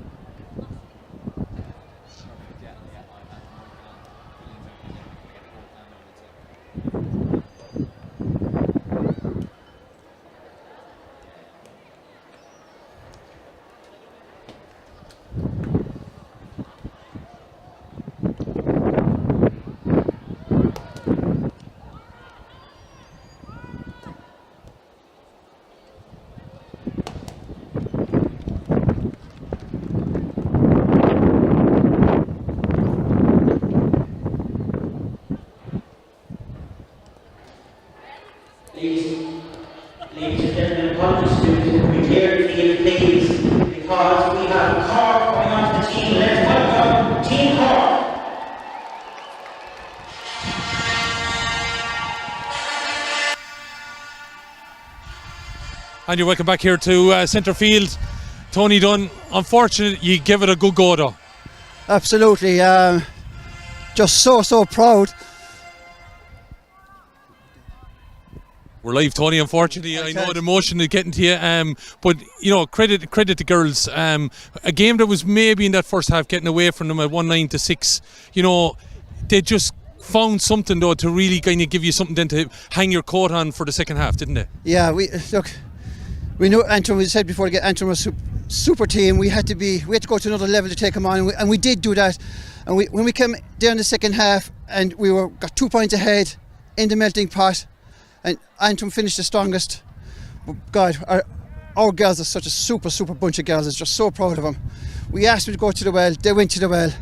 And can't ask any more of those girls. Absolutely, they wore the Limerick jersey, I have to say, with pride, and that's not belittling them in any way. I thought some of the skill level out there, Tony, and the score taking was fantastic. Yes, on both sides. It was absolutely breathtaking, and like those scores there in the first half against that breeze by those Antrim players, it was superb. We walked those scores in the second half, and you know, it just wasn't our day today. Wasn't your day. You got though to within, I suppose, 10 minutes. You had a 2-point lead. They just put on the squeeze, got a couple of points, and then the goal was probably just you know, as I said on the commentary, a bit of a stake in the heart. Yeah, the goal came at a great time for Antrim, and obviously, you know, we had gained momentum. We had gotten a step ahead of them. That goal, you know, just cemented their belief that they could go on and win it. I mean, we had our goal chances below as well, and it just shows it's on fine margins. These games are won. As I said, like, there's only a puck of ball between all these 6 teams all the way through the championship, and today was no different. And it gave massive respect to the competition. And that's what we said above. What the Camogie Association has done this year for the minor has been absolutely brilliant. I watched the game yesterday between Kerry and Down, and it was down to the wire as well. So another massive game ahead here between Waterford and Cork. You know, another great game for minor Camogie. And like, what was on show today is the girls' sport. You know, it's right up there. Absolutely, and it's well marshalled. But you're doing a right game as well, and I think you're putting Limerick girls in a right position for making the step up to senior now. Absolutely. Look, as I said, we've a super bunch. I mean, like, these girls outside of our circle, they're fantastic leaders within their club, and even with their schools, you know, they're leading charge all the time. And as I said, they're trailblazers. Well, they're going to be right trailblazers by the looks of it. Tony, thanks indeed for being interviewed here with us twice today. Commiserations on the loss, and sure, best of luck, I think, for some of these girls. We'll see them wearing a green senior jersey in the future. Absolutely, Killian, and once again, the support that you've shown is absolutely amazing, and thank you so much. No problem at all. Thank you indeed, Tony, for joining us here this afternoon in the middle of the park here at UPMC Nowlan Park. Just waiting for the Antrim management and everything to come back with us. I'd say they got caught up in the whole celebration. So, Luke, if you want to take it back, or Owen, you want to take it back for the minute, we will. But we will hear from the Antrim setup in the next couple of minutes, prior to the big game, of course, between Cork and Waterford.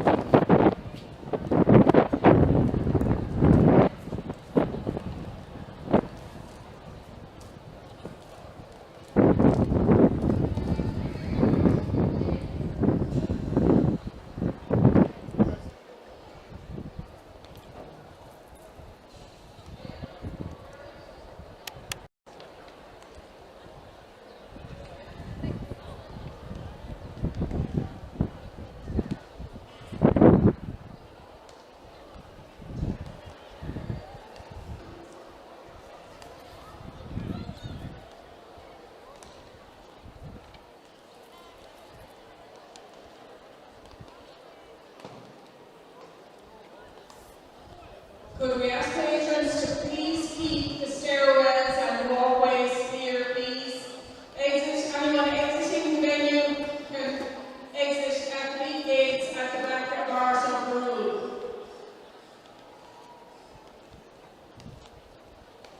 Which is to your right if you're standing in the stand. Can I again ask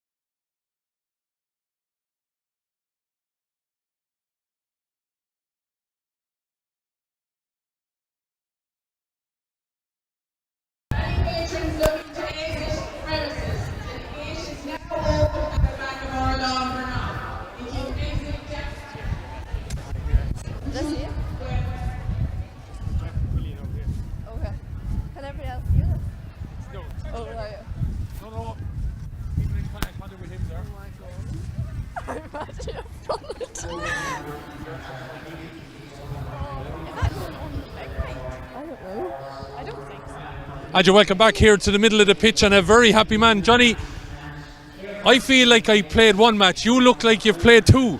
Well, you always do at the end of the day. Look, you must be about what you've been. We're unbelievably passionate in the day with a good setup, good structure. The girls probably had won the match twice. We're good possession in the second quarter before half time, before we gave away a goal and a point. Limerick was back in the match. Limerick had a great third quarter, went in front of us. We knuckled in again, get our possession, set up, play again. And the girls just toughed it out. You know, I mean, they trained unbelievably hard for 3-4 months to get to this level.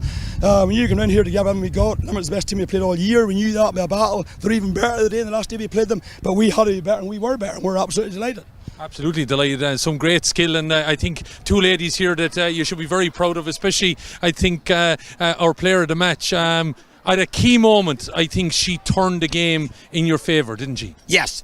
Orla's somebody a salty player, you know, she's a great first hand art, get the touch, roll the shoulder and through. The two goals crashed, that goal in the second half won us the match, something like that.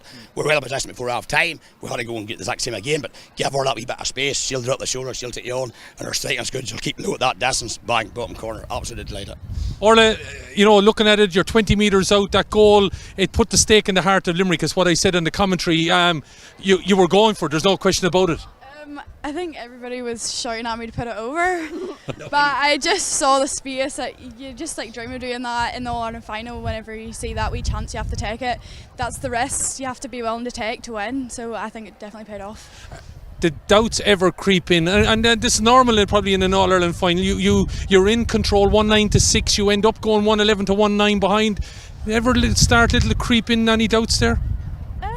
Maybe for about 5 minutes. We kind of had a wee purple patch where we let them get back into it. I think the work rate sort of dropped for that 5 minutes, but once we pushed up, everybody had to step up, and once we had those players stepping up, we pushed on. Then from there on, I had no doubts that we were going to come home with it. And I just think centrally as well, but you know, your forwards on both teams were very much on top. There was some excellent play and skill out there, but you know, you were very well supported in your forward division as well, weren't you? Yeah. I'm used to playing with the girls from my club, but it's a whole different situation coming into county.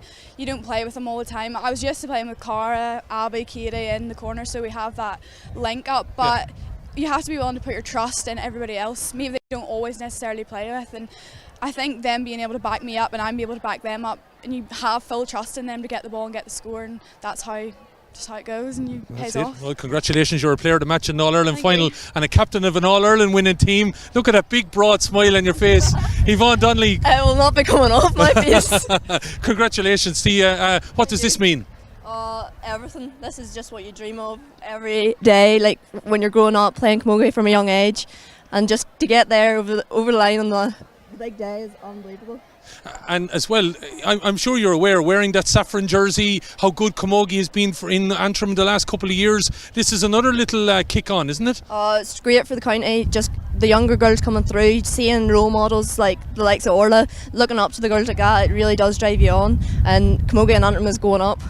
A long trip back, but I'm sure Johnny is going to buy you a few burgers or something somewhere, is he? A bit more than burgers, I think.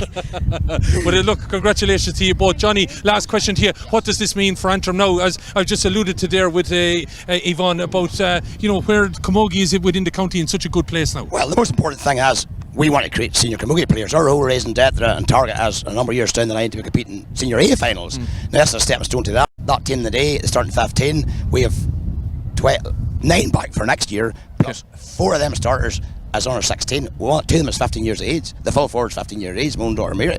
Now, for them to win today gives them that experience to go on. We hopefully get into A next year. We need to be competing at A and challenge at A under 16 and minor, and then we'll feed into our senior team as things move on. But the girls know these girls are pushing on to play senior A camogie. Well, everyone else, watch out. Congratulations to you girls on winning that. Thanks indeed for joining us. Thanks, Johnny. And best of luck to the girls there on winning that. So quite successful from an Antrim point of view here that they win out today in a final score. Of course, after weathering a bit of a storm by 215 to 113, Antrim are victorious in the Minor A Shield. Do stick with us. Lots more to come, including the big one between Cork and Waterford.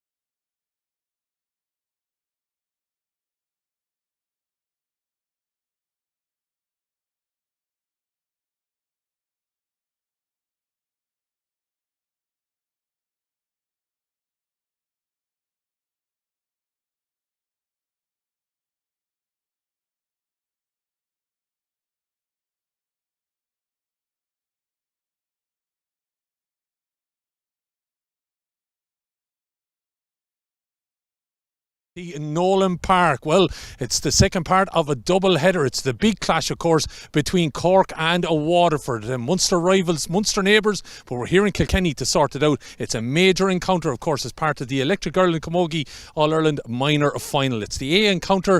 It's all to fall through over the next hour and a half or thereabouts. A Cork team, of course, that are coming in with significant results throughout their campaign, have only lost one encounter, had to beat Galway in the semi-final after defeating them, of course, in the final round. And we also looking at Waterford, that really have had a crest of a wave in recent weeks, of course, with their seniors doing so well, but also at schools level and underage camogie in Waterford really on a crest of a wave, including that St. Declan's Kilmac Thomas All-Ireland champion result as well. So lots to play out for. It's going to be interesting to see. There's only really going to be a puck of the ball between this.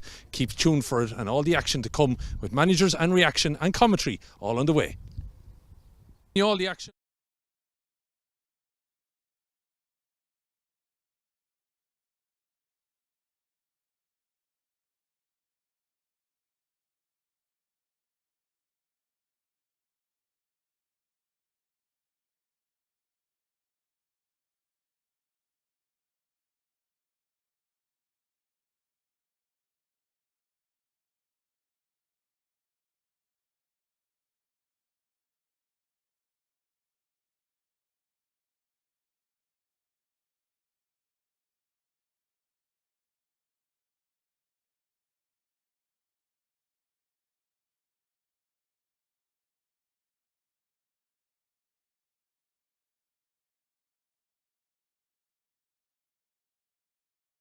Welcome back here to UPMC Nowlan Park. Jerry Wallace, running minutes away, so thanks for doing this. How are Cork fixed ahead of this All-Ireland final? We're very much looking forward to it now. We're on the field, as you can see at the moment. We're settled. We got up here nice and early. We relaxed over in our Loughlin Gales, and look, it's an All-Ireland final day. Hopefully the occasion won't be too big for the girls, because we've transitioned a lot of players from last year, so hopefully we'll be able to cope with that. A number of the All-Ireland under-16 winning crew are in there in that team as well. The experience of winning that obviously vital too. It's all very, very important, so it is. And as well, over the last few years we've been very fortunate to have had good success within the minor grade. But today is all about the development and about players going forward for the future. So win, lose or draw the match here today, we're happy to be here. We're happy to be on the final day of the year in the electric minor All-Ireland Camogie final. And finally, Tia, Waterford, a tough opposition and a county that seem to be kind of building again for something for the future. Yeah, very much so, and we've great respect for them. They're very close to us at home there, so they are. We've had great battles with them over the last few years, so we're looking forward to another good one here today. So we wish you the very best luck. Thank you indeed for joining us there. Jerry Wallace, the Cork manager. Fortunately, the Waterford management team have decided not to join us for pre-interview, but they will be with us later in this encounter. So let's head back up to the press country, because there's a lot more action to come. It's getting underway at 4:30. It's Cork against Waterford.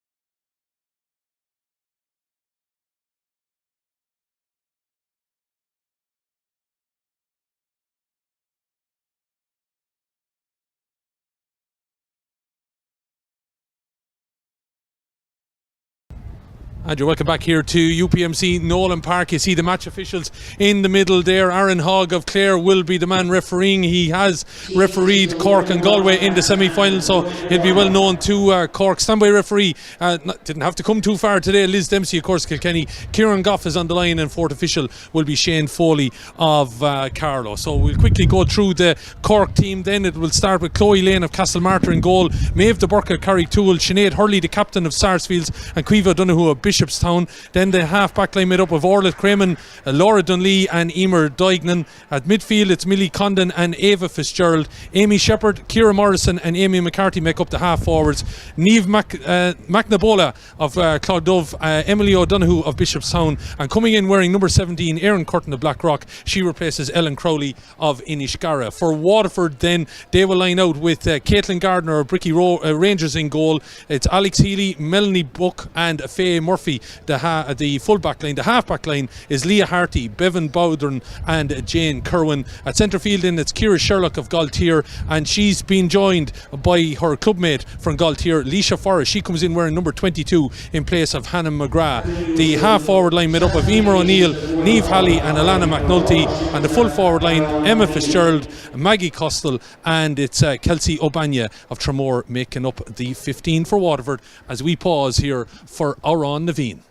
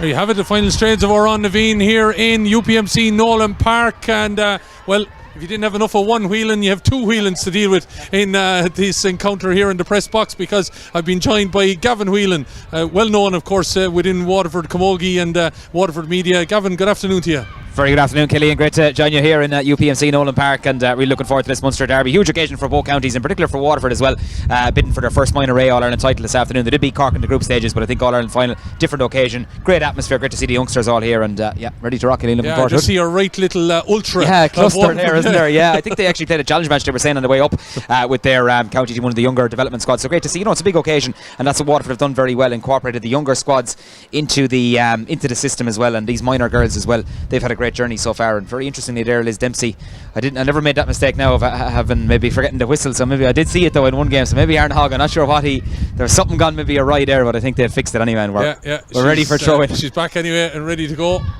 and just who's deciding to which side? I think it's all who's the standby. And ball is in, surely. Well, Aaron Hogg, he's blew the whistle before he started the watches, but anyway, we're up and running anyway. The officials are all going, the players are all going, and there's a helter-skelter breaking out already here with Waterford getting in control. They will have the breeze behind them, and it's significant breeze. I'm sure you imagine, Gavin, as you saw coming in, Niamh Halley knocking it down into the corner, pushing it back there. I would have thought on cornerback Maeve de Burke, and she, a typical cornerback, did the right thing, got the body over the ball, felt the nudge, and she went down and wins the free. It is Cork against Waterford. On camera duty is Luke and Owen, and hopefully you are tuned in and have enjoyed what we've seen so far, and let's hope we have as good a fare as we had with Limerick and Antrim. Antrim victorious, of course, in that minor shield final. As ball breaks out in favour of Cork's number 9, Ava Fitzgerald. Of course, had a big part to play, of course, in last year's under-16 All-Ireland victory. There's a couple of them on that Cork team here today, but Waterford chasing history. And that looked like there was steps there by Ava, but the ball is knocked into the middle anyway. It's to her midfield partner, Millie Condon, and she's gone off now on a bit of a run here in UPMC Nowlan Park. Who's going to stop her? She's still going. She's lost the ball. being flicked away there by Alicia Forrest. Ball is inside the D. Cork looking to build on it still, and getting it back here in possession is Halley. Going to have a shot in, but it's gone out to the right and wide. Good pressure by the Waterford defence there. Good pressure, but straight away, very good pace to the game. You got an inkling there of the pace Millie Condon has as well. Killing part of the Cork's team who won the under-16 All-Ireland a few years ago. She illustrated it there. Just the ball slipped out of her grasp, but again, she showed great speed. Great speed indeed as the ball breaks over here now, and again it's Amy McCarthy. Amy, remember, that was in that under-16 crew as well last year for Cork as the ball played in. Of course, Cork looking to win their 4th title in 5, reigning champions, so of course here at minor level. Waterford, well, they won a B back in 2014, and Waterford Camogie, Gavin, in a good place at the moment. Seniors going well, although let's throw yesterday's results out. It's been something that went against the grain, and just in general, things going well in Waterford. Certainly so. A lot of work on behind the scenes as well, in fairness to the board officers, and in terms of the underage as well. It's huge development. The game has really grown in the county as well. Every girl is going around now with their hurley, so it's great to see, and that's testament to the crowd Waterford have brought here today, Killian. Absolutely great crowd, but good Cork crowd up as well that have come for this encounter here, and a fine venue and well appointed as well. Absolutely, UPMC Nowlan Park. Nice ball into the corner now for Waterford to try and get control, or Cork get control of it with Emily O'Donoghue, but it looks like it's again the Waterford defence swarming there in numbers are going to get the free out as well from Aaron Hogg, and it's Melanie Buck there getting in, doing what a full back should do, winning the ball, primary position, and winning the free. Got her body over the ball, Killian, and Alicia Forrest in the thick of the action as well. She was unfortunately sent off early in the semi-final, Alicia Forrest, and she was a huge loss, so Waterford had to win that semi-final with 14 players that day against Kilkenny, so she's a huge cog in that Waterford defence and getting on a lot of balls so far. Yeah, but she got back here today, and that's been an important part, I would imagine, for Mark English's crew, but that ball is won by the Waterford full forward and Maggie Costello of the De La Salle club. As ball breaks over on the far side, Waterford recycling it quite well now, and eventually picked up by Emer O'Neill. Emer, we saw in the programme notes, someone that'll always be running, and she's out there looking to get involved again. Brilliant player. As Cork free out, I think, and Aaron Hogg says that was a foul committed on the Cork defence, and it's going to be a chance for them to relieve some of the pressure. So Cork into a thick enough breeze. It was significant enough, and during the first game, although despite the performance of both Antrim and Limerick, you wouldn't have thought it in some ways, but definitely it seems to have picked up a notch even since. We were down on the halfway line there about 10 minutes ago, and it was significant down there. But these players, of course, young and fit and well able to get around. Absolutely. It's a huge occasion for them as well. Probably taking maybe 5 or 10 minutes getting to get past that settling down stage and build themselves into the game. But a good pace so far. Waterford, interestingly, intent on playing that good early ball. Maggie Gossel has plenty of pace to burn, and Emer O'Neill was player of the match in the All-Ireland semi-final against Kilkenny, so they'll be key to get those players on the ball. But a bit of debate over that line ball, but I think Liz Dempsey has flanked it to Cork on that far side. Yeah, Liz over on the far side then. As this ball played in, dangerous ball now, looking to charge onto it here, and it's a good run from a Cork point of view, trying to get in there, and Curtin having a shot, had to be blocked away.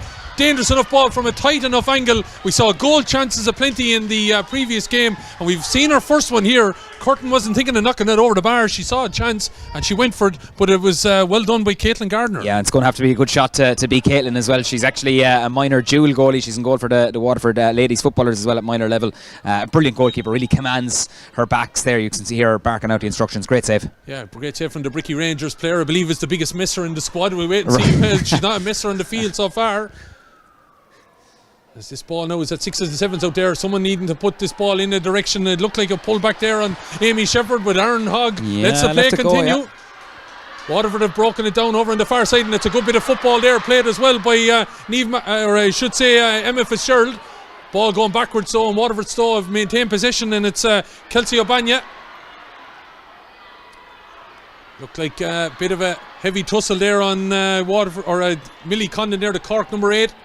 But play continues, and it's sent back in the direction here now of Curtin, who had that shot that was repelled by Caitlin Gardner. Here's Curtin again now, winding up for the shot. It's tight to that upright.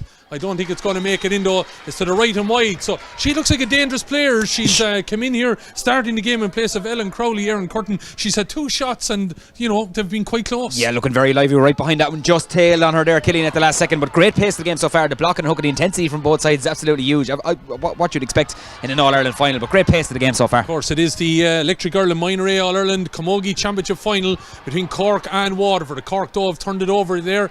And it looks like Waterford playing, it looks like with 2 inside forwards at the minute. Yeah, Cork have dropped someone back into the pocket there. Looks like the centre back, Laura Dunley. She'll mop those up all day. Long ball inside. Emily O'Donoghue looking to get inside her marker. Throws a lovely ball back outside. Gets away from Ciara Morrison. Out to get there was Gardner. But the ball has ended up in the back of the net.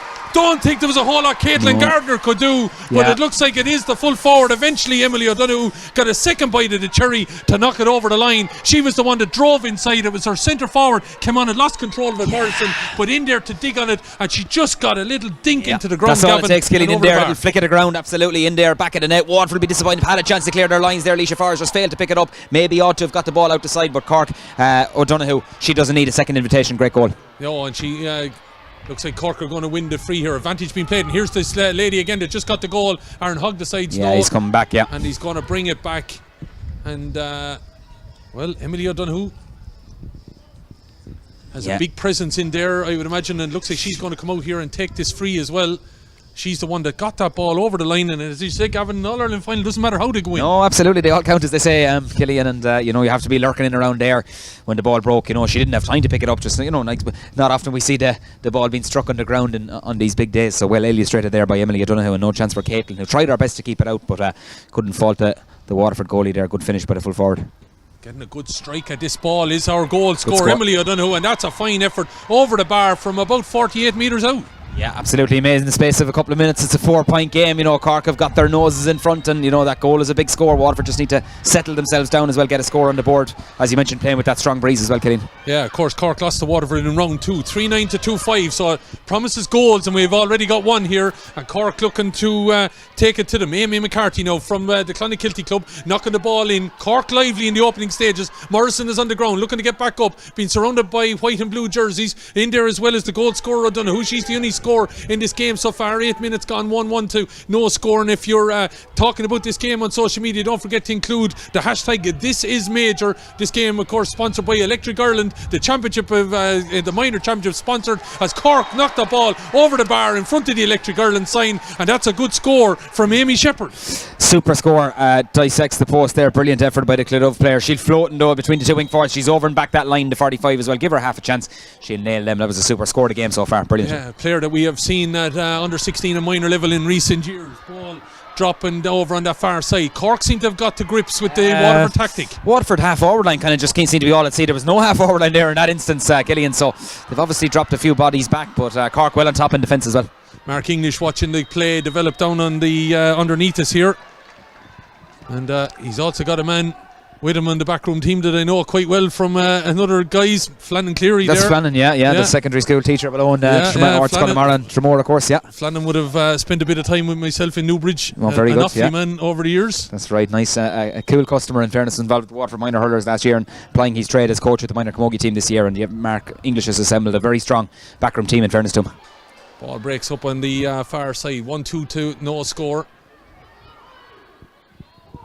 There's Waterford now looking to move this ball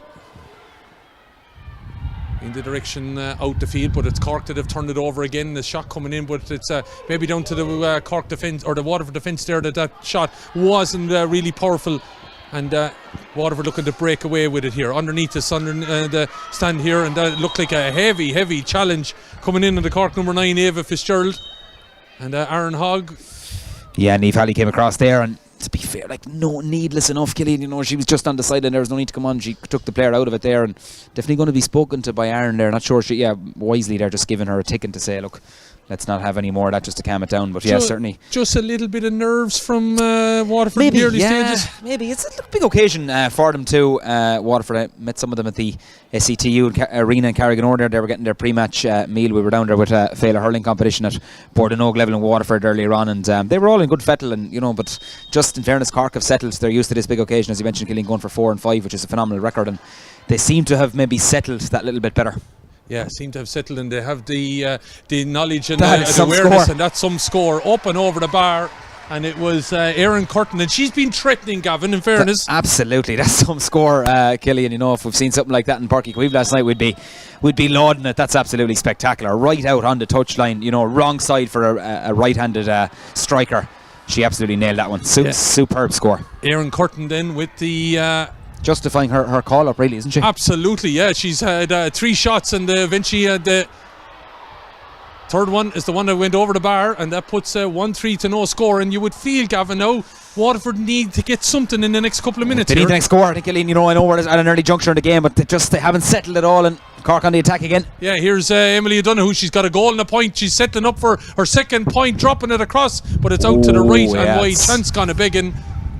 And with 11 and a half minutes gone, it is Cork in front here. 1-3 to no score. The latest score from Erin Curtin. Yeah, and you just see Cork have the extra spotty back there. They're obviously playing with a +1 in defence, obviously trying to keep things tight back there. And Waterford need to get ball into Maggie Gostel into that inside line and try to get her on the ball, but it's not going to be easy. It's the centre back, Laura Dunlea, who's back in the pocket there, and Cork winning possession again. Ball is knocked up along the wing. O'Donoghue seems to be the go-to all the time, and they're taking on the challenge here on Melanie Buck. She looks to go jink left and right. O'Donoghue playing the ball out. It's a little bit overcooked, but it might still work out for Amy McCarthy. McCarthy, though, being well jostled off the ball there, and it's good defensive play by Waterford's number 5, Leah Harty, the ring player, looking to get in there and win that ball. But again, it's Cork that seem to be getting every break at the minute, Gavin. Yeah, and I think although the break is just as you say it, yeah, I think Millie Condon was caught over carrying there. Cesarn Hogg, just swallowed up there by a couple of Waterford players. So that's a little bit better. Didn't give away the free, disciplined the tackling, and Leisha is going to drive this one in. But again, you have to try and avoid that Cork sweeper back there, and Laura Dunlea.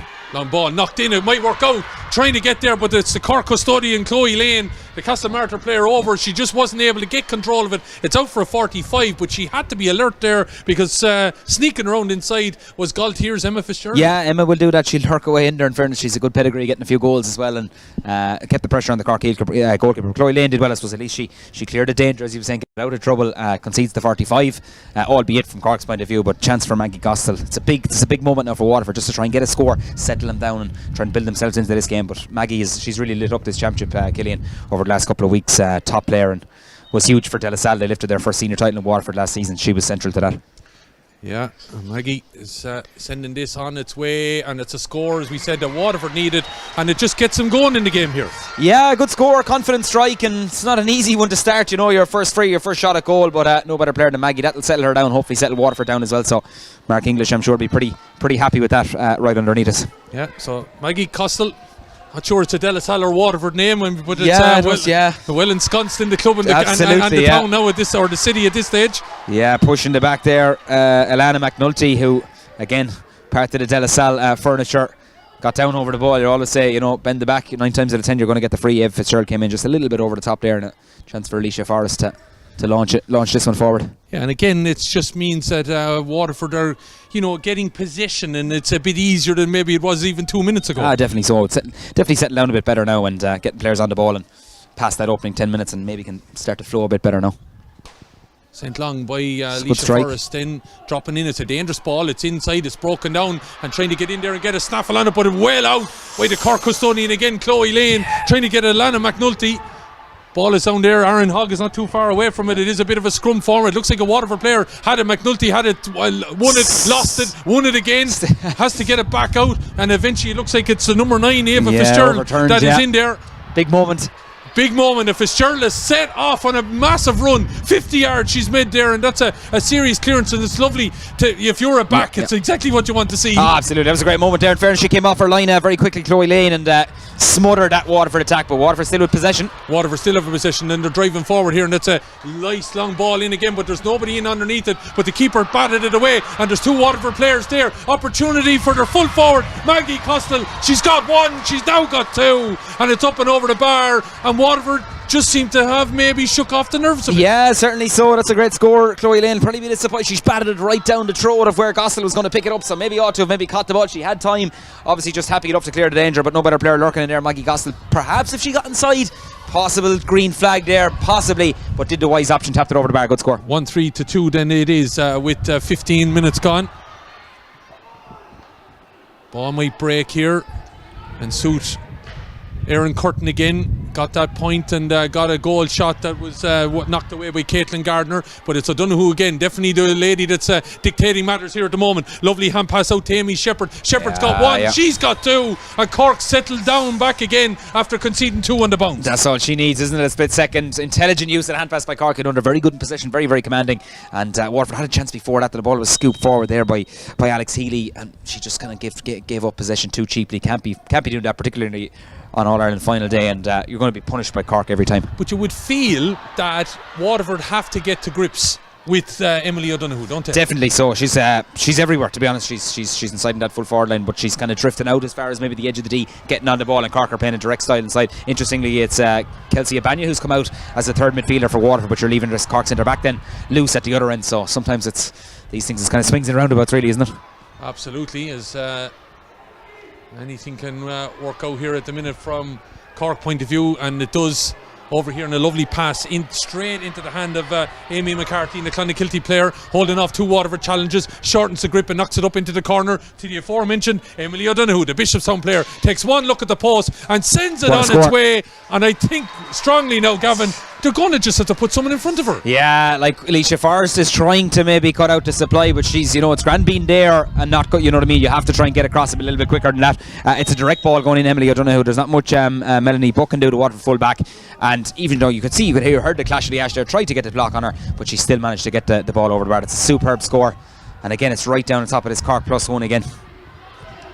Just Waterford. That I'm sure, Mark English, the players are going to have to work it out, or the manager. Absolutely, yeah. Well, look, you have to figure it out for yourself on the field too, but certainly so far Cork looking very composed, very confident, and Waterford they just need to bring themselves back into it a little bit more, Yeah, well, I know we were praising them a couple of minutes ago when they got the 2 points. They have conceded 2 now, and it's just to kind of keep it ticking over. Definitely in the back there, a free committed, but Cork look comfortable in the sense that they've been here before in some cases. A lot of their players have played big games. Absolutely, yeah, and that is a factor too, to be fair. Like, it was a huge week for these Waterford girls, and I suppose, building up to it and everyone wishing them well and all. Like, they're minor players at the end of the day, some of them maybe even under 16, under 17, so and maybe have another year, so it's a big occasion for them, but they just need to maybe get more hands on the ball, and the breaking ball, you see every kind of loose ball or that ruck ball coming out is going to a player in a red jersey. Yeah, 5-3 it is there at the minute in the defence, and there's Erin Curtin taking it off the shoelaces and driving up. Looks like she took it over the line. Yeah, definitely. When I was just keeping an eye on it,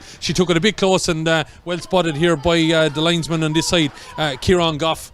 Down below us, Shane Foley, the fourth official over the far side, Liz Dempsey. The referee is Aaron Hogg.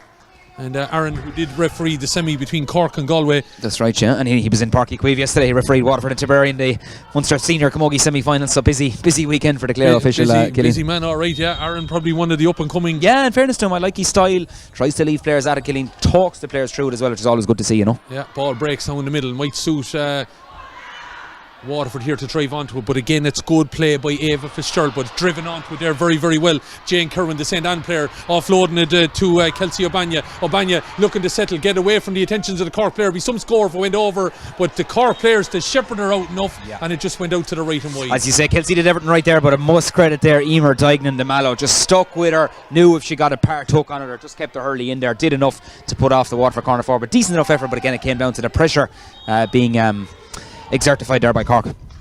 How soon is it going to be though, Gavin, that Waterford are going to have to go for this a little bit, because it's 1-5-2. They're playing with a player out. They've only 2 inside. It's not really working out for them with the wind behind their back, because everything, as you said, is falling down to the Cork +1. They're going to have to cut loose here. Absolutely, yeah. They're going to have to, really tighten up as well in defence as well, because Cork are just getting too much space, and if you give this Cork team space, any Cork team, they're going to punish you. So, it's pushing the back there. It's Bevan Bodrin, the joint captain, and we haven't seen too much of Bevan. She's a big leader in this Waterford team. Was captain St. Declan's Community College to All-Ireland glory earlier on there in the year. Killeen did a great win at post-primary schools level, beating the Galway school Loughrea in that occasion, or Ballinasloe I should say, Sculvera. So just haven't got their big players into it yet either, and as I say, this first half is really flying by, and Waterford need to get to grips. 20 minutes gone, and with that breeze on their back, they haven't really utilised it too well. And here's the lady that's dictating matters from a Cork point of view, driving this in, but it's out to the right and wide. It's the only fault that she's had in the opening 20 minutes of play,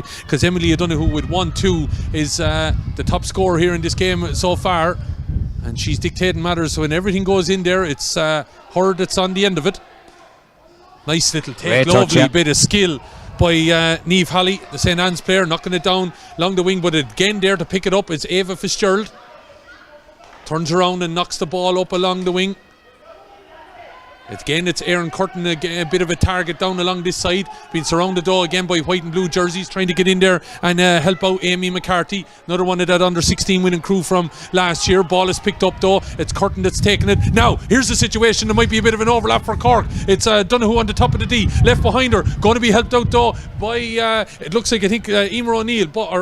It's Amy Shepherd, I should say, looking to spin around and give it to Niamh McNabola, but the ball has dropped into the keeper's hands and it's knocked long. Goes over the top, and here again, the spare Cork player. Yeah, absolutely. She's Laura Dunlee's having a field day. She's very good at reading the play too. Just sitting back into the pocket every ball here, Cork, with Curtin, very dangerous player on the ball. Yeah, lovely ball up to Curtin. Narrow angle, driving in and over the bar, and that was 2 passes, Gavin. 2 passes, direct style, you know what I mean? At the end of the day, it's a simple enough game, isn't it? Illustrated there by Cork. Laura Dunlee, simple ball up the line. And Erin Curtin, she can do no wrong so far in this All-Ireland final, Killian. She's on fire. And, Caitlin, just maybe that puck out going by Leisha Forrest.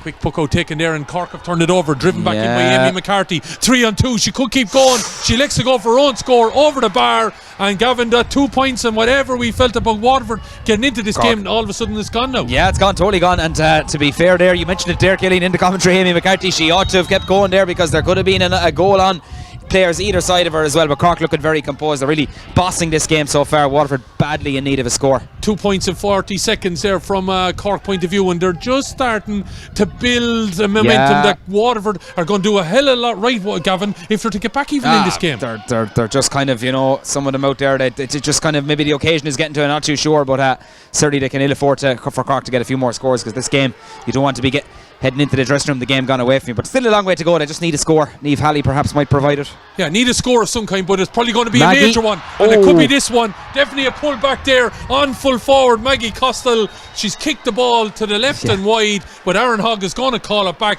If she had got away, what could have happened there? It's just an example of it. A direct ball into Maggie Gossa. She's going to win those 9 times out of 10 in Cork, where they were cute enough there with the foul. She had her little tug back, wasn't going to leave Maggie Bill. So that's just an example. I think she's actually going to be spoken to, is she, by Aaron Hogg? I think she has to be, because I think it was a clear goal scoring opportunity. It's actually it's a cornerback. It's actually Maeve, is it? Yeah, Maeve de Borca, yeah. From Carrick too, but this is bread and butter for Maggie Goss. But again, she's just showing glimpses of, she's demanding that ball. Give me the ball. She'll do damage if she gets on it. And Maggie puts that ball over the bar. The only scorer for Waterford here, and she seems to be the go-to woman. They need to be getting around more ball. Yeah, and 2, obviously 1 from 45, 1 from free, and obviously 1 from play as well. So yeah, they need to get direct ball in there, but obviously try and bypass Laura Dunlee as well, who's back in that pocket for Cork, as you can see. So very surprised Waterford haven't just pushed on, and they're leaving her dictate that play really at centre back, which is really, I don't know, it's a strange one really, to be honest, Killian, I feel sometimes you mark the sweeper, Gavin. Try it for 5 minutes, 10 minutes, see what would happen. Just push further up here. But Waterford have withdrawn the player, and I think maybe if they went toe-to-toe here for the remaining few minutes, maybe they'd get some more out of it. I'd agree with you. Yeah, it's strange, you know what I mean, how you're playing with that breeze and can leave a Cork centre-back really mop up, but ball is falling at the feet here of Niamh McNabola, but eventually Waterford get in there and get the bodies around it and look like they're going to drive out. Lovely bit of play, knocking it down along the line here to a lady that could have a big say yet. Niamh Halley across the field, lovely ball, lovely take as well by Kelsey O'Banya, being urged on by the huge Waterford crowd that's here, knocking it down into the corner now, looking to get Gostel on this ball, taking it away from her immediate marker, throws the ball back out now. O'Banya looking around, lovely little turn, jink and jive left and right, but she's been held up well there by Cork's number 7, Emer Dignan out towards the line, and Cork have won it back. Lovely play by the wing back Dignan, Gavin. Super. Oh yeah, Waterford fans not happy with that one, but she did well to win it there when the ball was there to be won. How easily Maggie or Kelsey O'Banya was just wrapped up there. Cork didn't give away the free. Their work rate is up, their intensity is up. They're used to these big occasions, and so far you'd have to say they're well on top. Killian, right from the get-go here, they've kind of stamped. First 6 or 7 minutes took both teams a while to settle down, but O'Donoghue's goal, really, that's been the goal, the big start for giving Cork the impetus to drive forward. Absolutely. 1-7-3. Then it is the Electric Ireland Minor A All-Ireland Camogie Championship Final. It's Cork against Waterford, and it is a big day for both of these teams. Hence the hashtag, this is major. Electric Ireland putting an awful lot of push behind women's sport, and especially girls in particular, and have really put a huge amount of publicity and promotion behind this competition. Yeah, great to see as well, in fairness. Absolutely. The build-up to it during the week, wasn't it great? And great for these young girls to be, I suppose, being given the centre of attention as well on these big days. So yeah, hats off, as you mentioned, Killian, to Electric Ireland. Ball though being turned over again by Cork. 1-7-3. Waterford needs something to happen, and maybe before half time it needs to happen, but that ball lost there by Alana McNulty, and it's been returned by Cork up the far end. Cork have been judged to have overplayed the ball. There's a few Cork fans in the stand not happy with that one. Yeah, one man there in the Cork goalie's chair, he was fairly lively there, but Aaron Hoggins, look, we'll give him that he's closer than we are, I suppose, Gillian, fairness. So, but fairness, I'm not sure where she could really go there. She was literally being wrapped up, hit the ground then, and he blows for overcarrying. So look, I suppose, a bit like we mentioned swings and roundabouts early on, that's the way some of the decisions go as well. But yeah, Waterford will be pretty relieved with that one. Ball by Forrest now, dropping it in. That's a huge effort in on the edge of the square. Referee says, oh, it's a square ball. And that again probably shows a little bit of naivety. Big day and everything like that, rushing in there like that. Probably, waiting for a break would be better off in that situation. Niamh Halley, in fairness, she was from here, she was in the square before the ball came in, before the delivery of the ball. So just they've missed this free. And luckily, again, and they had that. That's Waterford maybe should, and Cork. A bit of pressure there, very unlike Sinead Hurley there to miss that free, but her goalkeeper came to the rescue there. Chloe Lane was out quick. Sinead Hurley, the captain, of course, couldn't touch it again, so Chloe Lane had to come out, and I think Chloe just decided, here, let's get it out of here, and settles it back down again. Out over the line. It's going to be a sideline ball here for Waterford's number 6, Bevan Bowden, who, you would have pinpointed, and a lot of us would have known about Bevan, hasn't really got into this game. No, just struggling so far there, but at least an enough line ball. But one would feel Waterford need a score, particularly if they could raise the green flag before half time. It would be huge. Gossel looking to take on the Cork defence, giving it back out here to Emer O'Neill, dropping it in over the bar, and that's probably one of Waterford's best plays. It is, and you just mentioned a good point. Emer O'Neill, it's probably the first time, maybe once or twice, you've actually mentioned her in the game. It'll just testify how well Cork have wrapped her up. She got 2-4 the last day out of the 2-8 in the All-Ireland semi-final win over Kilkenny. As change here for Waterford. That was a super score. She's another player Waterford need to get on the ball. We haven't seen her up to now, and we're in the 27th minute of the first half. A change being made by Mark English and his backroom team. They're bringing on number 24, Orlet Walsh from Galtier, I think it is, and that's right, she is replacing number 15, Kelsey Abanya. Might be a little bit harsh on Kelsey, I think. Yeah, she was battling hard. She was obviously withdrawn out the field, and Kelsey's a player as well. If you play her in further to goal, she's capable of getting scores. Obviously, Waterford have been plying this tack of playing 2 inside all season and served them well up to now, Killian. So obviously they didn't want to change that today. So probably maybe a tad unlucky there. But Orla Welsh, she'll bring plenty of pace, plenty of energy. So, and she'll drop out the field there. So yeah, big day for her as well. Maybe the field it's a different type of player. Catch there by Bevan. Yeah. Bevan makes that catch, but it comes off the hurl a little bit, and it's out for a sideline ball for Cork over on the far side. It is, as we mentioned, the Electric Ireland Minor A All-Ireland Camogie Championship final, and it is between Cork and Waterford, and Cork, who have become the kingpins of this competition in recent year, are the ones that are controlling it at the minute. Decent sized crowd here for this All-Ireland Minor final. Great crowd, in fairness, Ken. A good atmosphere over there. Met a few in the weigh-ins. Great to see that, particularly the youngsters as well, donning the Waterford and Cork colours, and a big day out as well. And yeah, huge occasion for both counties. We did hear rain being threatened in around this area around the 4 o'clock mark. So said the Cork management when I was talking to them about 12:30, but thankfully hasn't appeared yet anyway. No, I don't. Hopefully it doesn't, because there's a hell of a lot of people out in the open down over on the far side. As the ball heads up along that wing, Liz Dempsey said it's going to be a Cork ball, and it's gone a little bit scrappy, and but Cork happy enough, I suppose. They lead by 6. They won't mind, as I said, but to some record, and to come back each season as well, at the great pedigree on the line as well with Jerry Wallace, of course, has been around a long time. I saw him putting the girls through their paces there in the warm up, and Michael Boland and these guys, they know what it takes, and so far well on top. That was a Leisha. I think Leisha there got frustrated there. She got a chop down there, and she did clear the ball, but it was pretty loose. I think we could see the first yellow card here. Yeah, so it looks like the centre forward, Killian, I think, is it? Centre forward, yeah. Kira Morrison just came in. Yeah. She put her hand up straight away. I think in fairness, she did, yeah. Not much malice. One of these ones that her intention was good, but just mistimed the tackle more so than that, and a bit of malice in it, and I think got Leisha down there on the side of the wrist. So. Yeah. And interestingly, he's having a word with. He might just be telling her she's got a duty of care as well. Yeah. And she did swing back there and got the strike in if she connected. It could have been dangerous enough, but I see 2 minutes of additional time signalled by the Carlow Fort official down underneath us, so yeah. 1:07 then, exactly half an hour gone on the clock, as you can see, and Waterford have been trying to get into this game. 2 attempts they've made, both of them have been punctured. I'm going to see, can they get another little bit of a lift? We saw Limerick get a lift before half time in the Shield final when they got a rebound effort from the keeper after a penalty was saved. You see the work rate from Cork there as Bevan Bolger. She just couldn't spin out of it. Killian, Cork are ferocious in the tackle. but there's enough Waterford players there as well, There Gavin. should be enough that You middle know. third, yeah. Oh, and they get the free. It's a big call. Waterford fans happy with that one. So again, very important now this one that it stays in play at least. That you know what I mean. Waterford need players in there as well. But you know what?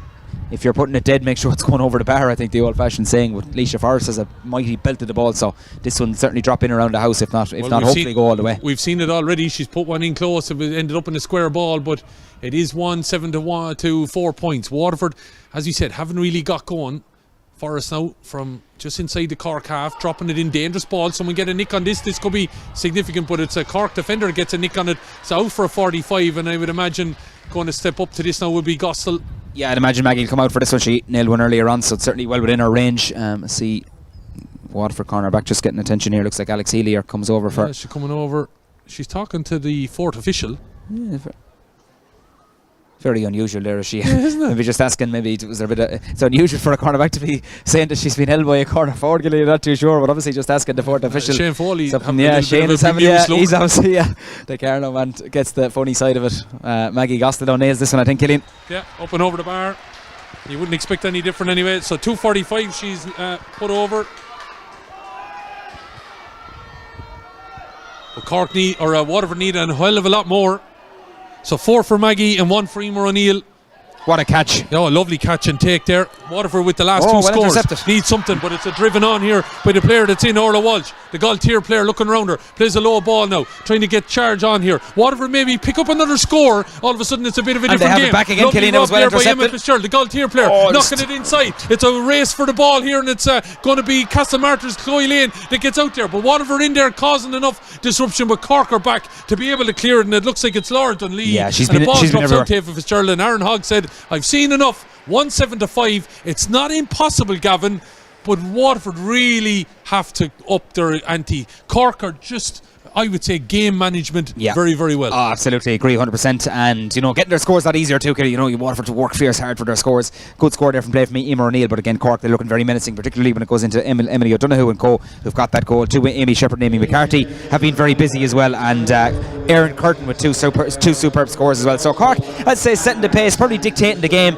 They've been here before, you know, experienced team. Leisha Forrest beginning to settle there and beginning to maybe man that centre back role a little bit better, but Waterford with it all to do. Cork deservedly 5 in front, but as you say, by no means is this game over. Kelsey O'Banya was replaced. We probably felt a bit harsh on her, but yes, in fairness, it would seem Orla Walsh has come in yeah, and maybe is the player that needed to come in the tactic that Waterford are playing. Yeah, definitely. You mentioned there the pace, and it's something maybe Waterford, when they have ran at Cork, they've drawn a few frees in that first half. In fairness, Maggie's going to nail them 9 times out of 10 as well. So it's just they've left Laura Dunlea really dictate the play. She's sweeping over and back there. A very good reader of the game as well, and Waterford's done that too many times. Just she's dominated there. So surprised they maybe adopted that tactic in the first half and played with the breeze, but obviously they'll have to change that in the second to get back into it. But you know, they'll have a chat inside Mark English and his management team, but contrasting fortunes, I think, in both dressing rooms. Yeah, contrasting is right. Jerry Wallace's crew are managing the situation well. Got the goal from their full forward Emily O'Donoghue, who's had a big play in that first half. 1-2. She's got Erin Curtin with 2 points, Amy McCarthy and Amy Shepherd also chipping in with scores as well. That brings them to 1-7. Waterford needing a lot to go right for them, I think, in this second half.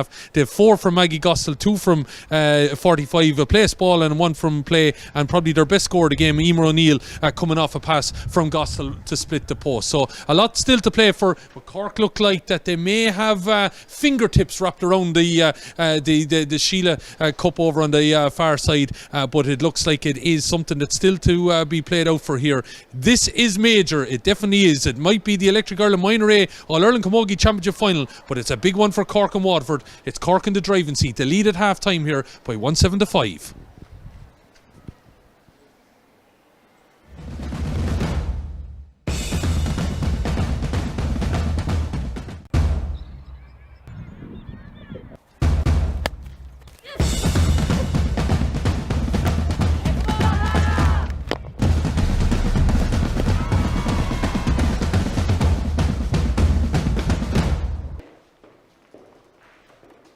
The Electric Ireland Camogie Minor Championships. This is major.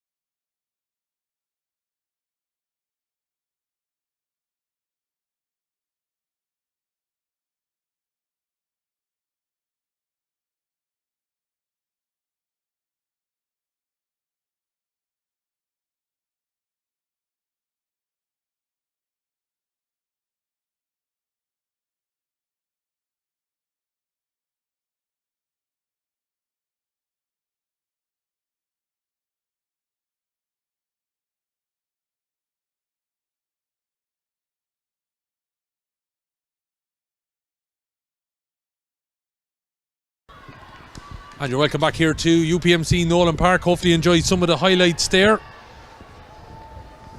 So who will be getting their hands on the Sheila Niconulty Cup? Well, we'll know in the next 35 minutes or thereabouts. So it's just coming up on 5:15, and Aaron Hogg getting ready to throw the ball in, just waiting for some of the officials to come from the dressing rooms. See Jerry taking their O'Sullivan. time to some of the Cork. They crew. are, yeah, and if anything, Killian, that breeze has even picked up another notch in the second half, which is obviously going to be favouring Cork in this second period. So we're underway. Well, at some point in the second half, when we get on, just to show you the strength of the flag, it's nearly been pulled off its mast down here on the left-hand side. Actually, yeah.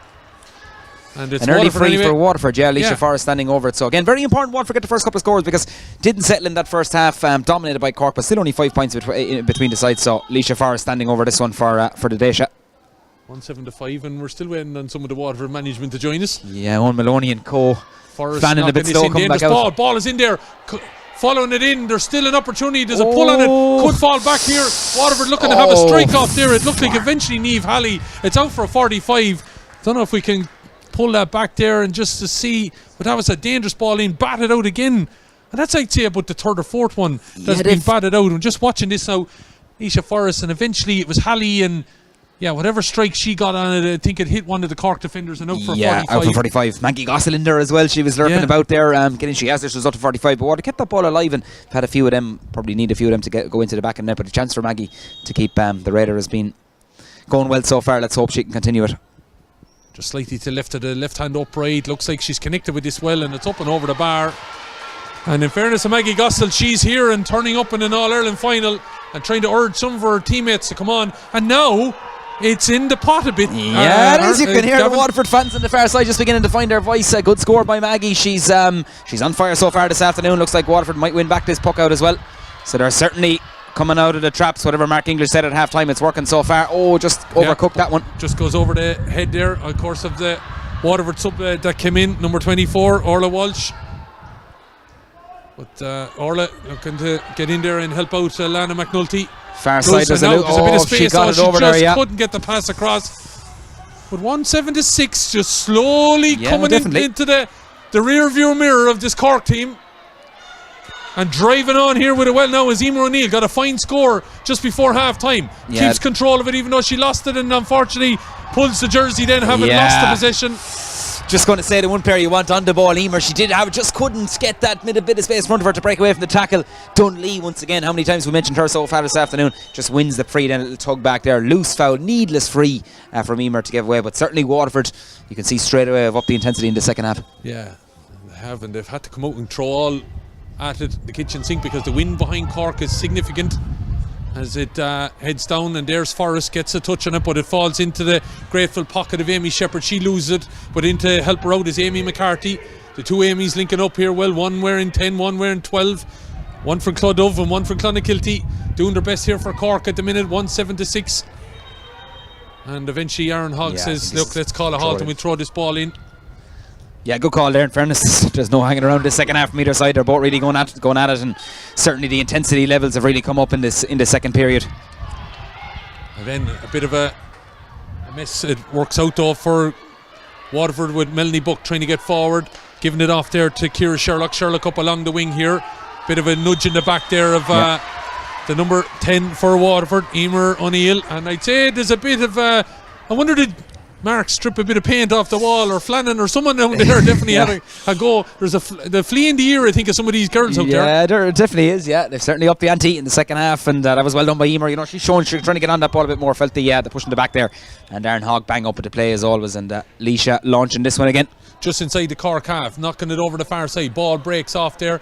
Could be a Cork ball, but it's going to be a Waterford ball, and it's settling up. Strike could have got off there, but it's good play by cornerback Caoimhe O'Donoghue, blocking down that shot that was coming in from Emma Fitzgerald. Ball is on the deck again. Aaron Hogg keeping an eye on it. Waterford looked like they have control of it. They took it away from each other there. Ball is still on the ground. Waterford player was definitely pushed over. Emer O'Neill, Rook Foreman, but digging it out eventually. Alana McNulty, she loses the ball. Thought Waterford could have got it free there, but again it's Caoimhe O'Donoghue been playing very well. The Bishopstown cornerback. Ball is given off here. Cork looking to drive forward. They haven't scored in a while. That could be a worrying thing for Jerry Wallace. Ball knocked long, but it's Leisha Forrest. It went over her head. Might work out for the lady who's been scored scoring for Cork. Emily O'Donoghue blocked down there on the shot that was coming in from Niamh McInnabola. Ball is on the deck and looking to pick it up there again is Amy Shepherd. Kicked away, and Waterford maybe, just maybe, creeping into this game. Leah Harty now looking to take it away from O'Donoghue. Up along the wing, being urged on by the Waterford crowd over there. Could have kept going, Killian, gave away possession. Ball opportunity, looking to drive forward again now, or Cork needing maybe just to settle into the second half. Here's the lady that might do it, Emily O'Donoghue. Long range effort, but she's driven it to the right and wide. Chance gonna begging, and when we have you down the end of the ground, Owen, we might get you just to show the people that might be watching at home. Strength of the breeze that's behind Cork. There you have it, just the flag holding on the pole. Up the far end, Waterford trying to come on the attack, but it's sent back down here towards the middle. I'm really asking Owen to do an awful lot there on the camera, Judy, to show you that, but might give you an idea of the strength of the breeze that is behind Cork. And we've settled on the play in the middle of the field here, 1-7-6, 10 minutes into the second, or 5 minutes I should say, into the second half. The clock has gone astray here in the stadium, but it is 5.5 minutes gone here in the second half. Yeah, and straight away, you can, in fairness, higher. You know, both teams have really upped the notches, up the intensity levels. Started the second half. There's a game on here now, and certainly Waterford have arrived here in UPMC Nowlan Park. Cork still obviously dominant on that scoreboard, and Emily O'Donoghue has come a long way out. Yeah, right in line with myself there. She hit that. We're high up in the press country of an excellent view. I have to say, it's probably one of the best views in any GA ground in the country. And Waterford, just as we said, creeping along here. Still have a lot to do, but they're asking a few questions of Cork here, and it's Ava Fitzgerald knocking it down into the corner towards McNabola. Got a pull of the jersey there, scoops it back out to Shepherd. Shepherd looking around her, knocking a decent ball across, looking to get in possession of it. Waterford snaffling well there away from the Cork danger woman in Erin Curtin. Waterford now a little bit exposed here. Got to be careful in delivering this ball down along the wing. Tapped away from Fitzgerald. Took it into herself expertly there. Emer O'Neill, decent player from a Waterford point of view. She of Bricky Rangers, but ball taken away from her eventually by Fitzgerald. Going down over the ball. Helped out by corner back, but it's Waterford that take it back now into the corner, but there's nobody there. Awful lot of space, Gavin, and again it's Dunlea that's able to have time to pick this up, and down the wing it goes towards McNabola, taking it into her control, loses it, hassled out of it there by Jane Kerwin. The St. Anne's player in there trying to get over it. Also in over it is Amy Shepherd, looking to drive it on, and it's Shepherd that comes out with it. Had her hurl pulled, no free. Ball is looking to be turned inside. Whoa, what a clash here between the two players, and it's the number 12 Alana McNulty that comes away with it. Cork though, turn it over, driven on again by Sinead Hurley. Under 16 last year, captain of this minor team, nudging the back there of Erin Curtin. Certainly looked at anyway, Killian, Aaron Hogg allows the play to continue, maybe because Cork are on it. Getting away is Amy McCarthy. Gets control out of it again, but Waterford are there in numbers and they're taking it out. And this game is going up a notch, Gavin. It certainly is, yeah. Great start to the second half. Fitzgerald on the ball for Waterford. Great tackling in it. Perhaps Cork could have got maybe a few frees there, but 3 catches was it? Silly mistake there by Emma. Fairness to the ref, yeah, first time. It's something a lot of players get confused on. The first time you take it into your hand, that's your first catch. Yes. And she just played it on the just very unfortunate there, but it was a brilliant couple of moments there. There was blocking, there was hooking, there was intensity. Great pace to the second half.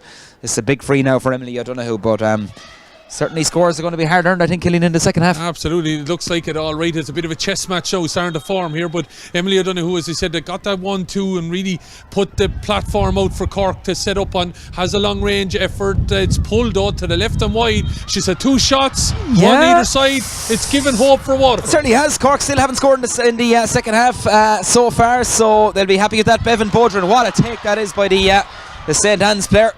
Gets away from the Cork number 8, Millie Condon, looking to find a white and blue jersey, but it's knocked around on the ground, and it's going to be Dunlea, I think, as well. She lost it again. It's in fact, it's the wing back Orla Crayman. She eventually works her way out of it, and somehow Crayman, having lost the ball twice, gets the pass off, and it's knocked forward towards O'Donoghue, being cut off there at the minute. And it looks like Waterford seem to have got to grips with the target woman inside. Certainly have, yeah, and it looks like Alicia Forrest is kind of after actually dropping back into the pocket for Waterford as well, playing across that half back line very well indeed. Command the play. She's a huge leader in this Waterford team, obviously joint captain with Bevan, so she's really standing up to the plate there, particularly in the second half. 9 minutes in the second half gone. There's only been 1 score. It's come for Waterford, and Waterford in there liking to try and win that ball back, but looks like maybe Amy McCarthy might have possession. A bit of a ruck again. Shepherd in there trying to dig it out. Just watching the proceedings is Ciara Morrison as well, and Aaron Hogg says we'll have to do it all over again here.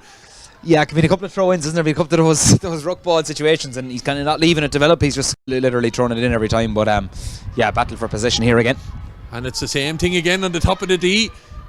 And ball was lost by Waterford, won back again, and a bit of a race over to the far side now. Lana McNulty definitely got it done there, and she hit the deck, and the crowd roared for it, and Aaron Hogg, no questioning, giving it, and it's going to be a free. Yeah, in fairness, Alana McNulty, got down over the ball, just got her body over, definitely blatant pushing the back there, spotted by Aaron Hogg. Maybe Waterford would like to see Alana McNulty push up the field a little bit. Killian, she's a player you probably want up the field rather than back in your own half backline, but yeah, interesting start to the second half, and if Waterford could get the next score, it would certainly make this game very, very interesting. Goes through a ruck of players there, and it's going to be eventually picked up by Ava Fitzgerald. And driven on here now by your midfield partner Millie Condon. Condon has Macna ball if she wants, but she's trying to get away from the other number 13 on the field, Emma Fitzgerald. Eventually turns inside, but there sitting in the pocket is of course Leisha Forrest, doing quite well now. A lady, of course, as you mentioned, that was sent off in the semi-final, but got the appeal overturned, and everything. She's back here playing and starting to grow into this game, as are Waterford. Ball down around the melting pot now, breaking ball. Who could have worked out for her? It's Gostel. Look at the charge forward, has help from Halley, hits the deck, 3 in, and a chance to make it, Gavin, a one-score game here. Brilliant from Maggie Gostel. It was probably a very hard ball to win because, she's not the tallest player in the world, but she got up, commanded the ball, took her player on, and Dunlee as well again. That's a couple of times. I mentioned at half-time Waterford, when they run at that Cork defence, they haven't been bothered. Illustrated a bit there by Maggie Gostel. I think the Cork number 6 is going to pick up a yellow here, Killian. Yeah, it looks like it has been a yellow card for Laura Dunlee. Laura Dunlee, yeah, absolutely, yeah. And again, it certainly was because she was menacing there. She was certainly through on goal, so I think that's a very good call by Aaron Hogg. Chance for Maggie. With this opportunity, puts it over the bar. It's a one-score game. She's got a 45 now and a free from about 25 metres out. Dragging Waterford, kicking and screaming back into this game. Yeah, the Waterford fans are beginning to find their voice now on the far over side, and we're nicely balanced here, 1-7 to 7 points. So that goal, obviously the difference between the sides, Emily O'Donoghue in the opening half, but Waterford have certainly arrived here in Kilkenny. Yeah, not spectacular, but it's been 2 points in 10 minutes. Cork haven't scored, they've had 2 wides. Waterford, as we said, starting to get to grips a little bit. Coming forward with it though is Amy Shepherd, got 2 points in the first half, is fouled there, and it's a chance for O'Donoghue to come out. And third shot at goal here now, Aaron. Bit of pressure on her. She's missed the last 2. Yeah, probably maybe Waterford would be disappointed with that. I thought maybe there was a suspicion of overcarrying from Shepherd at first. The referee seems to indicate that there was a frontal tackle on her there as she went forward. So he's given the free into Cork. Looks like Niamh McNabola, the Cloghdubh player, I think has been replaced. And it's going to be number 20, Brona O'Shaughnessy from Blackrock is in. Yeah, a bit of concern for... it looks like Jane Kerwin of St Anne's is down. She's picking herself up though, very gingerly indeed, and Amy Shepherd as well just received a bit of a blow in that last tackle. But yeah, as I say, Cork making that sub. This is a big free now for Emily O'Donoghue. Chance to get Cork's opening score the second half, which is hard to believe that when we're saying what, maybe some 12 minutes in. Yeah, they haven't scored since the 22nd minute, so for Cork it's a big one. It is, yeah, and it's up and over the bar, and it just again probably gets their nerve out of the way. Yeah, certainly so. And I talk about players stepping up, and on big All-Ireland final days like this afternoon, you want players to do that. Emily O'Donoghue, super score, nailed that one to perfection. So puts Cork back 4 in front again. Waterford will want to respond. Still think Waterford may have to find the back of the onion sack if they're to take this title. Just think Cork are managing the game, but still Waterford are asking questions, and you just wonder if they had come out with some of the gusto in the first half, might be a bit closer. But anyway, taking it on, De La Salle's Alana McNulty turning left and then right and plays the ball down in here into the wing to her centre forward Niamh Halley. Halley never looked, just sent the ball in the direction, the 2 inside forwards there. Gostel is in there, but it was asking an awful lot of her to try and win that ball with 3 Cork players around her. Cork come driving again. Maybe that score has just given them a little bit of impetus. Emer Duignan knocking the ball long. Here it goes, Emily O'Donoghue. O'Donoghue's trying to hold off the attentions of Faye Murphy. Has the shot off, drives it over the bar. And as you said, sometimes you need the big players. She's definitely stepping up here. Totally, Killian. That was a brilliant score. She had a lot of work to do. Shake off the Waterford defence, and she nailed that one. Absolutely superb score from play. Interesting, Waterford have played. They've played Emer O'Neill now and Maggie Gostel inside in the inside line. So obviously 2 big players inside there, but they need to get the ball in there. Yeah, Cork got within 1 score. Now all of a sudden it's out to 5 points, and looking to charge on here. Have a shot off Millie Condon coming into this game, but that's a good take by Caitlin Gardner, the dual goalkeeper, as you mentioned, Gavin, having a good game here. Totally, very very good, Looking very to good. drive on now. Waterford down along the far end. Waterford don't need support up this side. Looking to get in control of it. Lovely play by Emer O'Neill. Got a lovely score in the first half. Definitely being fouled there by her immediate marker, who at the moment is the Cork number 3, Sinead Hurley, the captain of this Cork team. Waterford's up there as well. Killian looks like coming in. Hannah McGrath is entering. Yeah, Hannah McGrath was named to start St. Anne's, and she comes in for her club mate Niamh Halley. Yeah, Niamh was down there a couple of months ago, I think, as well. Maybe might be picked up a little bit of a knock, but she seems to be okay though. She's coming off. But battled hard, in fairness. Niamh is a player who'll give you everything, part of that St. Declan's team who won the All-Ireland Colleges final earlier on this year. So solid shift by the St. Anne's player. See, getting a tap in the back there from Flannan Cleary. So yeah, well done to Niamh, she did well. So Gospel then trying to resurrect Waterford here again. Sending that ball. That's a hell of a score if it went over, but unfortunately batted away. Just ran out of legs. It was on the right trajectory. It was, in fairness, and if Waterford had a few bodies in there to alert to that breaking ball, but Cork had the bodies back there. Relieve the pressure. Amy Shepherd getting a slight little touch on it. It was enough to get it in the way of Bronagh O'Shaughnessy. Bit of a scrum in front of Liz down here in front of us. Liz Dempsey, of course, the Kilkenny official. Didn't have to travel too far today to be in here for this All-Ireland final. Starting to crunch up a little bit here, this minor final.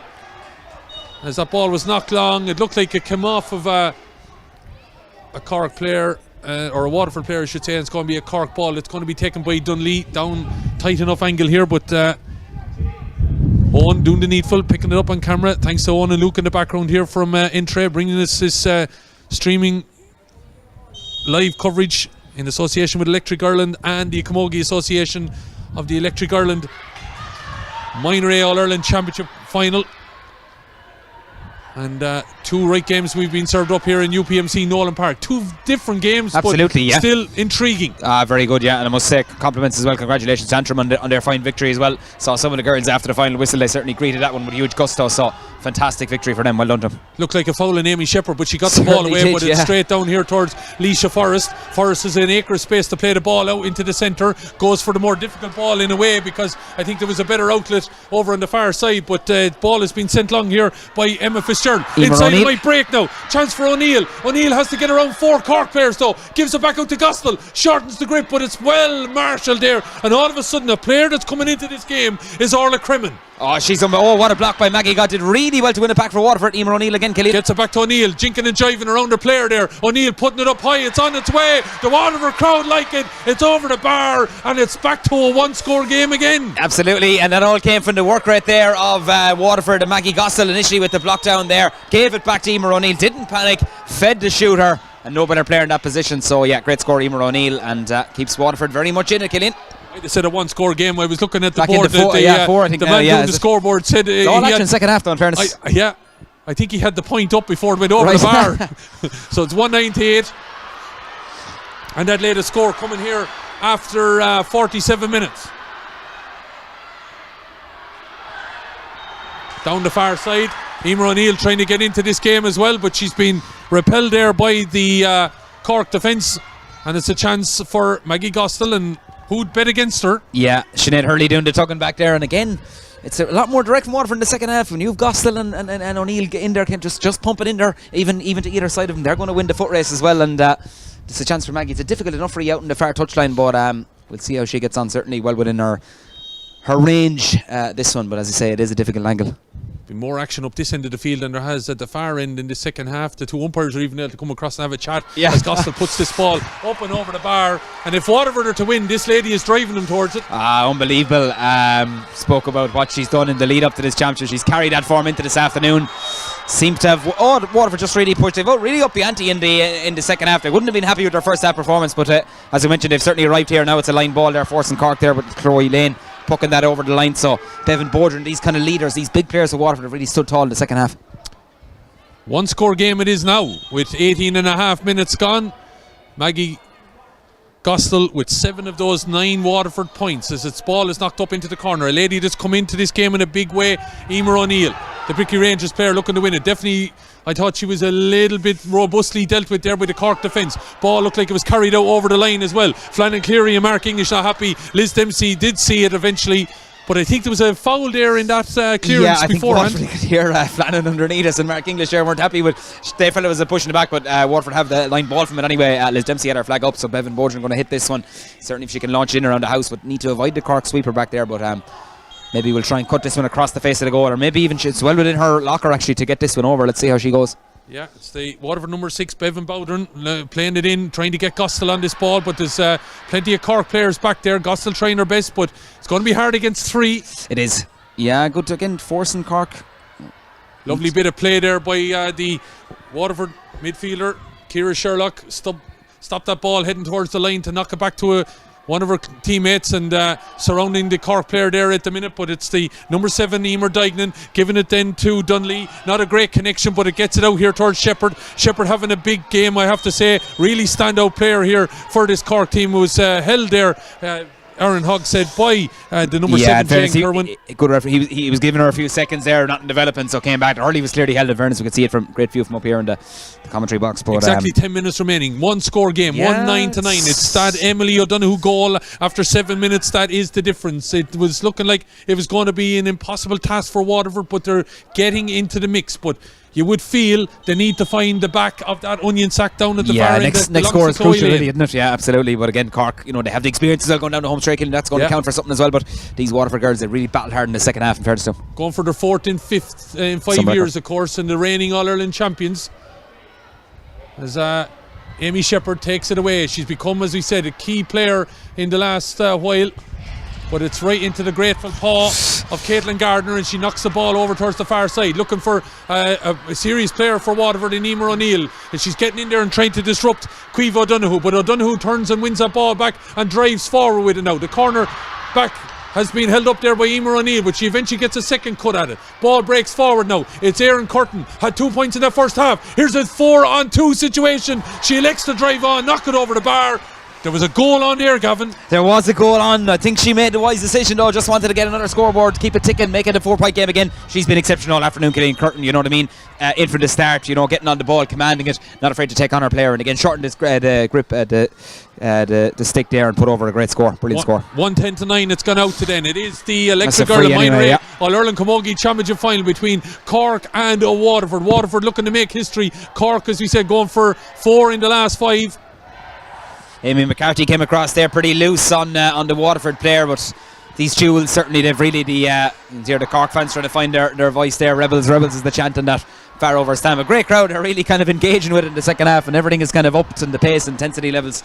Always say, though, in UPMC Nowlan Park, for a small stand, there's a great volume of noise comes over. There is, in fairness. Something about Nowlan Park. I know you were on the surface there earlier on and had to walk across it as well. It's one of the best surfaces in Ireland for hurling or camogie killing, in fairness, and I think a huge occasion for the girls. A lot of them probably wouldn't have played here in these games. I'd say it's the first time a lot of these Waterford girls will be here as well, and I'm sure it's the same for a few of the Cork contingent as well. But as I said, they're used to All-Ireland finals. I think they're making another change, Killian. Yeah, Cork making the substitution. Number 11 Ciara Morrison is going to be called ashore, and number 19 Kate Fennessy is coming in, and she again was part of that under 16 crew last year. But UPMC Nowlan Park, great to have a venue like this for an All-Ireland final. Absolutely. Of course, and fair play to Kilkenny GA and Kilkenny Camogie in being able to organise it. Great to see it, yeah, absolutely, 100%. As Leisha knocks this ball down towards O'Neill, ball breaks away, and again Cork just look like they're repelling it now at a key moment. Kremen, as I say, come into this game driving forward with it is Amy McCarthy, knocking it in towards O'Donoghue, who Gavin will be thinking about player of the match in the next while. She'll be one that'll be in the mix, of course. Certainly will. Amy Shepherd will be in there as well. On the Waterford side, I think you're talking about Gostel and Emer O'Neill, definitely be too. The ball breaks, and it's Leisha Forrest who will be given a mention as well. Certainly so. Towards O'Neill. What a flick. Couldn't get away. She just couldn't get away. Yeah. Gostel is the unique player for Waterford inside the 65. Yeah, I think they're trying to isolate her now, Killian, and hope maybe she might get a one-on-one and take on her defender, but you have to bypass Dunley there, who's drifting back closer into that pocket every time. But yeah, they're obviously isolating Gostel inside. Maybe is it a bit too early to be throwing that into it? They are 4 behind, though. They certainly, the next score is going to be crucial. Again, it has to be. Jerry Wallace now just shouting the instruction there, making sure that Maggie Gostel doesn't get the room, and he's urging Dunley to come back inside the 45 metre line just to mind the house here. They're not taking any chances. As a Cork player receiving attention, well, she's about to, the physio and the doctor sprinting across the pitch because Cork player is now down over on the far side. She was being looked at by Aaron Hogg, but Waiting to see. It looks like it's the number 4, Caoimhe O'Donoghue. She's had a big performance, I think, across the second half here. She's repelled a number of Waterford attacks. She has indeed, yeah, really commanding in that Cork defensive unit and using the ball very well as well when she comes out with it. She's a sticky kind of player, tidy player, doesn't give away too much, and certainly let's hope it's, nobody likes to see anyone get injured, particularly on All-Ireland final day, so let's hope she's back to her feet quickly, and this will probably suspect as well, Kenny, and there'll be a nice bit of added time, I'd imagine, at the end of this half as well. Be interesting to see. Yeah, we've had a few, that board, a couple of stoppages there, substitutions as well, a couple of seconds for that, so you would be thinking maybe around the 3-4 minute mark, maybe in terms of subs, and speaking of in terms of added time, in terms of subs, it looks like Waterford are preparing Caitlin Lyons from the Butlerstown club. Butlerstown doing great work as well, of course, in Waterford Camogie circle, so it looks like she will be entering the fray for the Daisha. Aaron Hogg throws that ball in then, and it's won back by Amy McCarthy. Back it goes to the house and over to the far side of the field. It looks like it might win the race to the line, and it does. Amy Shepherd just not able to keep that ball in play. Liz Dempsey gesticulating that it's going to be a Waterford ball. Sideline cut to be taken by the number 7, Jane Kerwin.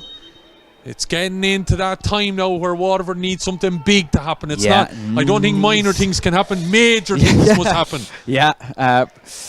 Need a break, maybe just get that one ball into Maggie Gosling. That's all it will take. I don't think Jane touched it, did she? No, and she knocked it off the Cork player. Round 2 again, literally for Jane Kerwin. As you say, yeah, Cork, you could see there, and you can hear Jerry Wallace roaring to get back and flood that defensive system. I think the fourth official is getting ready, and that's just the board to indicate the substitution, Kitty. And so 24 and 23. So it looks like Orla Welch is coming back off. Interesting. Yeah.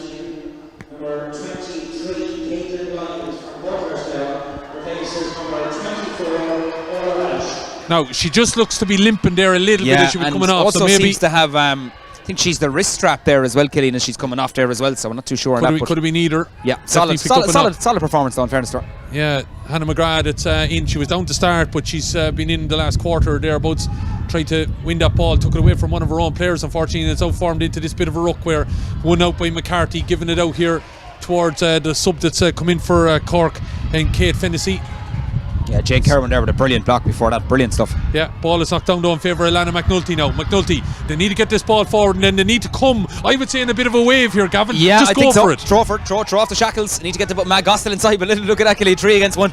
Yeah, Emer O'Neill, and no matter how good Maggie Gostel is, I don't think she's going to be able to beat 3 players. I think I can hear Waterford management urging on to say just push in, go in, and really need to flood. Dunlee again, she absolutely... She's read it like a book all day, in fairness. Another player that's going to be considered for our player of the match. You might start thinking about that, Gavin. Yeah. As ball is won there by McCarthy, looking to knock it long. Erin Curtin is with her, but McCarthy takes it infield, looking now to maintain possession maybe. Ball might work out here for Cork though. Driving onto it here is Bruno O'Shaughnessy. O'Shaughnessy has Curtin. Curtin to wrap it up maybe for Cork. Sends a shot away. Up and over the bar is it. What a score from Erin Curtin. She started the game with a plum and she's finishing with a plum. Well, there's another player you could throw into the mix because she's certainly been immense. I think that's maybe 4, is it, for the afternoon from play. Absolutely superb. Angle very, very tight, but what a little flick back to Curtin there. Just has the visualisation, nowhere to be as well in that pocket of space. Floats over a super score. 5-point game, pushes it out now. We've hit the 28-minute mark. Certainly a long way back for Waterford, but super score by Curtin. She's on fire. And Ellen Crowley of Inishkara is in for Caoimhe O'Donoghue, so that knock that Caoimhe picked up obviously is called her day to an end, but she had a big encounter, especially in the second half for Cork, and she's looking at the Mayor Ferna going, why have we been taken off? Yeah, I think maybe it is maybe precaution of, obviously took a bit of a blow and see the Cork medical team treating her there, but she wanted to stay out there. Yeah, she wants to stay off and stay on and enjoy the moment, but yeah, Waterford just coughing up possession there again, Killing something you can ill afford to do now as we head down the home stretch. Minute and a half or thereabouts of normal time. We haven't seen the board just yet. Yeah, Aaron Hogg probably hasn't told anyone. Shane Foley down underneath is with Liz Dempsey. Over on the far side, of course, the match official over there is Kieran Goff. And great to see officials, I think, as well from counties that might be the stronghold. Yeah, absolutely. You see, they're all represented here today.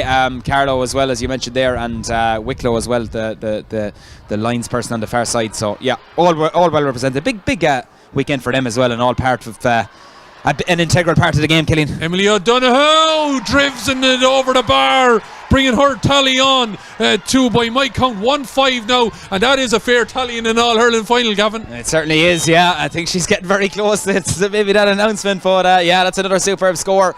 She's been policed, or trying to be policed there, by Faye Murphy, who kept the pressure on. But she doesn't need a second invitation, as you say. That's a remarkable tally, and she's really led the line for Cork all afternoon, as has this person, number 6 again, Killian. Yeah, we're getting word from headquarters as to who we're going to be able to pick.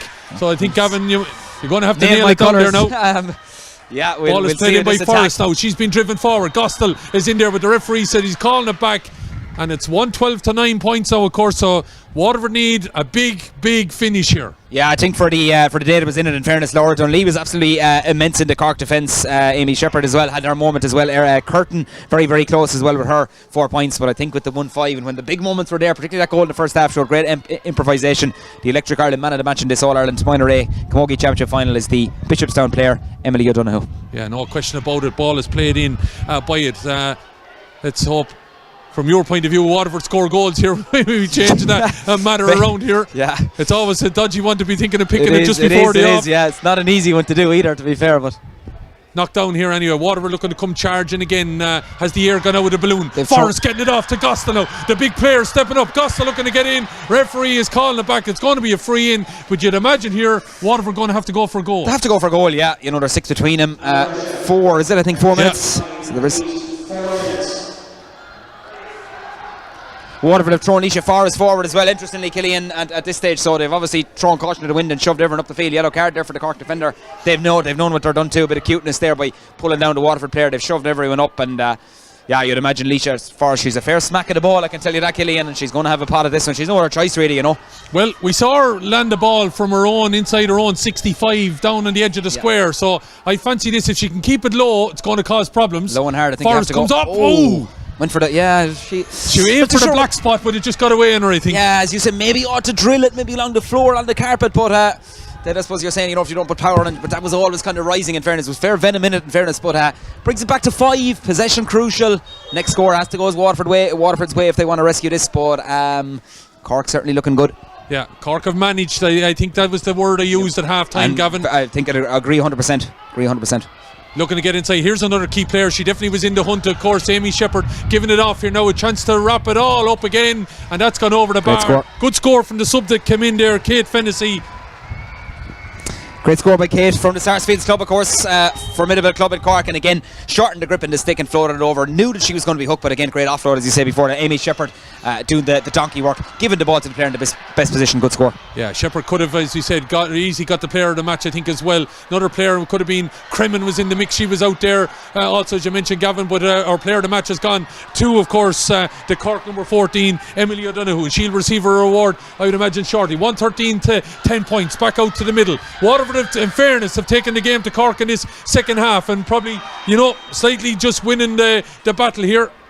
Yeah, Eva O'Neill battled hard in the second half. You know, she probably maybe disappointed with her first half, didn't get herself into the game enough, and that's what Waterford will probably look back at, that they didn't maybe bring that intensity to the first half. Maybe a little bit of nerves and maybe a bit lackluster in the opening period, and ultimately that's probably something that's come back to haunt them. Probably in the first half came too late. Yeah, it came too late, absolutely. You know, not for the one to try in the second. They've really emptied themselves. They put in a great effort. They've been on a great journey and made a point to you beforehand, as Leisha Forrest is getting a bit of treatment. Obviously Cork have had their homework done, lost to Waterford in the group stages.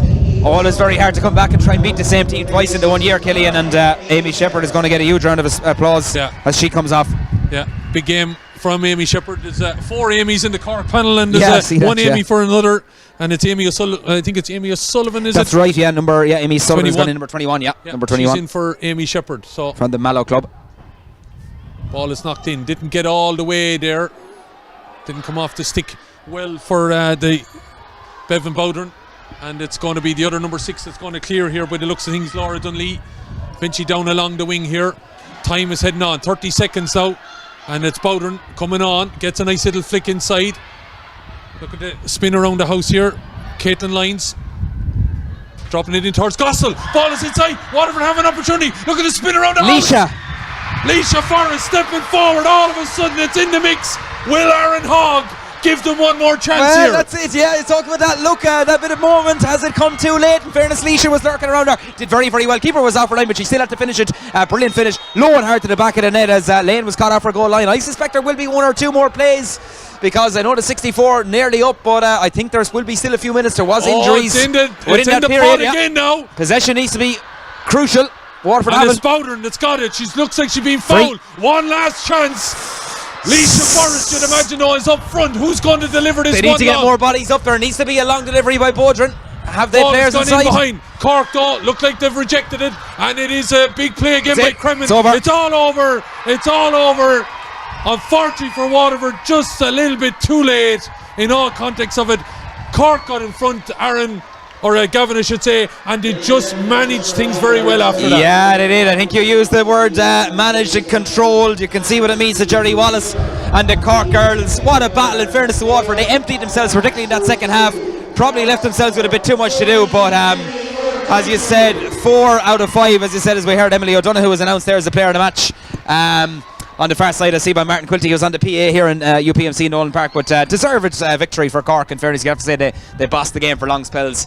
Mammoth battle in the second half, and Waterford really threw everything at him, but ultimately, I suppose, Cork, the damage was done in the first half. They set the standard, and I think their experience on the big days, Killian, certainly counted, so deserving All-Ireland champions, but a good battle. Yeah, but isn't that always what it comes down to sometimes, that the team with the experience, some things need to go wrong for them, and then the challenger needs to really be up to the top of their percentage, I think, normally, to be able to win out these battles. Definitely so, absolutely. And huge occasion for Waterford, as you say. It was their first time here in a long number of years, bidding for their first All-Ireland A title. They can be really, really pleased with the journey they were on this year. And Cork obviously were hurt by the defeat they had to Waterford in the group stages as well, so I'm sure that would have been mentioned in the back of their minds. And 4 out of 5 4 All-Irelands and 5 is not to be sneezed at either. It's devastation for the Waterford girls. It's agony in the ecstasy. That's what the sport and what camogie is all about, but they learn from the experience.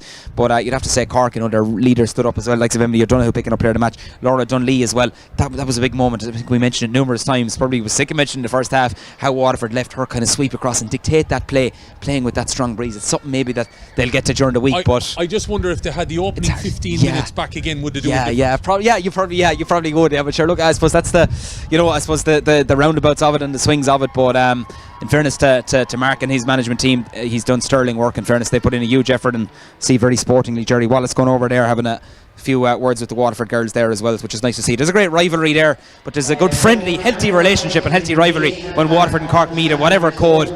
Two great Munster counties really contributed to a great and exciting All-Ireland final here today, but congratulations to Cork and hard luck to Waterford. Hard luck to Waterford. So it finishes up here 1-13 to Cork, 1-10 for Waterford. So Waterford not able to make the history, but Cork, well, they're making history of their own the way things are going at the moment. The reigning champions, 4 out of the last 5, and only because of COVID they probably could have had 5 in a row, but that's the way it has turned out. So congratulations to Jerry Wallace and the crew. We're not done though. We'll have a look now at the presentation. We'll hear from Hilda Breslin in the next couple of minutes as she presents everything on the far side. We'll also hear hopefully from both camps, and as we said, do stay with us. But congratulations Cork, 113 to 110 victorious here.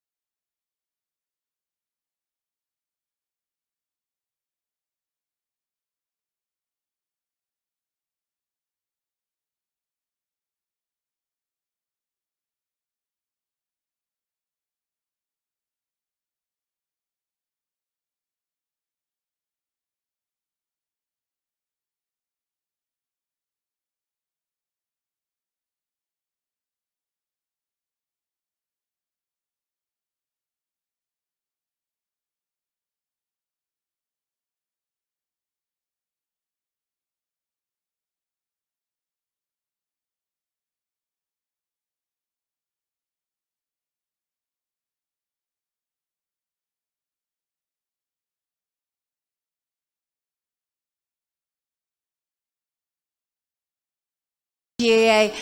It's a wonderful stadium. And our girls, our minors deserve to play here, so we're really appreciative this time of the year. So genuinely really appreciate all they do. Aaron Hogg and all his match officials today, so thank you, Aaron.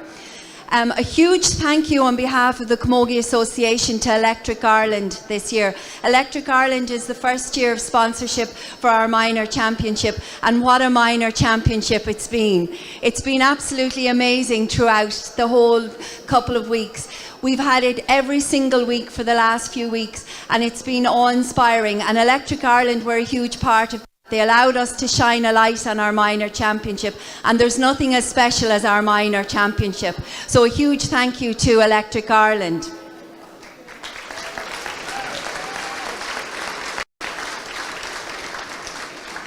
I'd also like to say genuinely a huge thank you to both teams here today. It takes two teams to make an epic final, and that was an epic final that was made by both of the teams here today.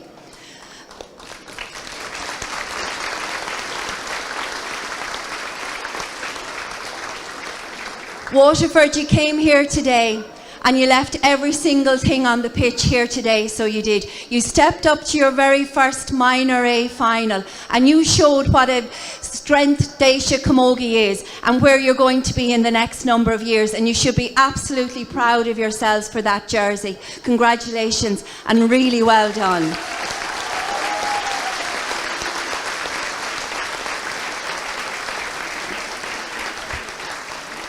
A huge congratulations to Cork Camogie. I know this means so much to you. You've put in the hard work over the last couple of years, and it's really shown where your underage is.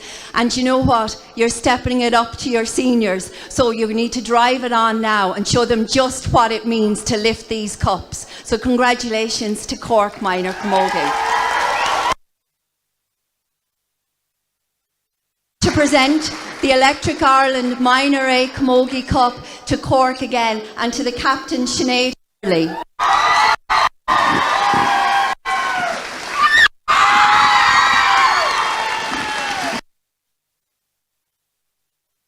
Tá anna arthas ar Gurnshaw ar Glock ar son Corky!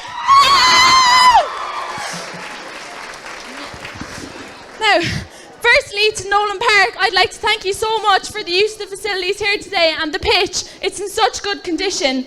To the Camogie Association, along with the sponsorship, Electric Ireland, thank you so much for all you've done for us. And of course, our own sponsors down in Cork, Curie's.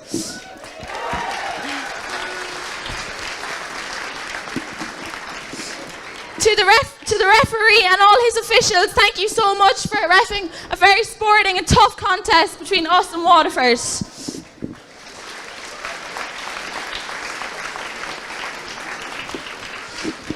To our own county board, Cork, we'd like to thank you so much for all your behind the scene work that you do for us. None of us even know how much you do. We thank you so much.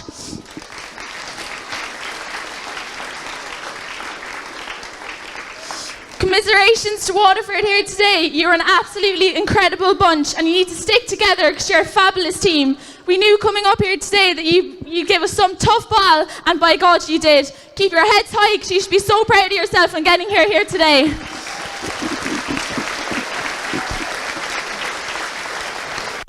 cheers for Waterford. Hip hip. Hip hip. Hip hip.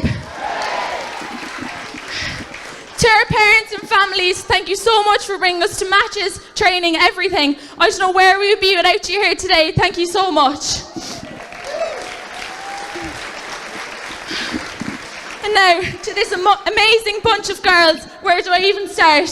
From where it goes back in November, you were non-stop going down in the gym in Middleton Fitness. I don't know where I would be without you. Thank you so much, girls. You're so good.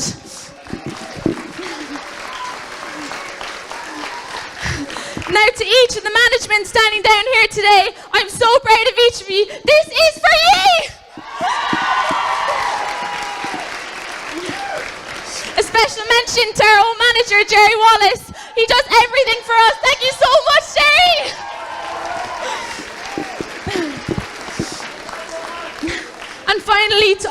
clubs. If it wasn't for you, we would not be standing up here today winning this All-Ireland minor final. Thank you so much, and a special mention to my own club, Starsfields, where we'll be heading back tonight. Yeah!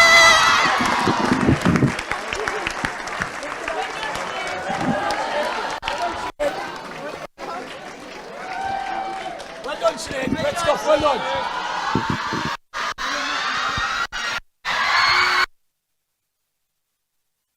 Ireland champions.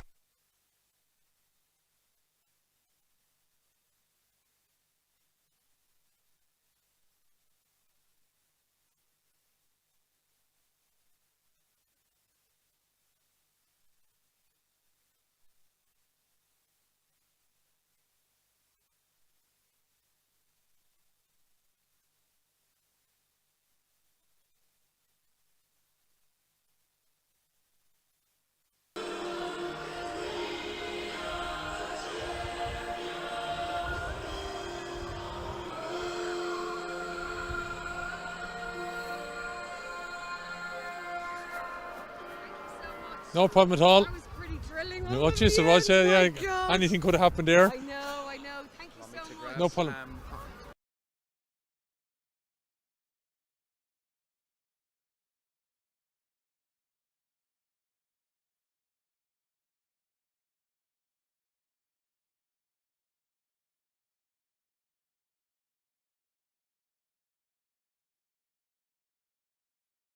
Here in the middle of UPMC Nowlan Park with our winner of the player of the match, Emily. I don't know, how does that feel? Never mind about the player of the match award, we're probably winning this All-Ireland. It's amazing. It's a dream come true, really. Everyone played unreal. Everyone deserves the award. It's unreal. Thank you so much. No problem. But your performance alone, you know, getting that start, and you were key to that start as well, getting that goal. I'm just thinking about it again. The ball fell at your feet. You had your back to goal, but you were showing your cuteness, I suppose. Yeah, no, and Waterford are really good side as well, so we just had to get a good start. Really, Yeah, well, you did quite well. Look, we're gonna let you go and celebrate, but congratulations, Emily. It means an awful lot to you, I'm sure. Thank you very much. No problem at all. Emily O'Donoghue giving us her thoughts and views here on the victory here as our player of the match. We're going to hear from the manager in the next couple of minutes, but look, Cork have been deserving winners here, 113 to 110. Just waiting to see if we can pick up on anybody else. I know Jerry is busy being interviewed at the minute, so do stick with us here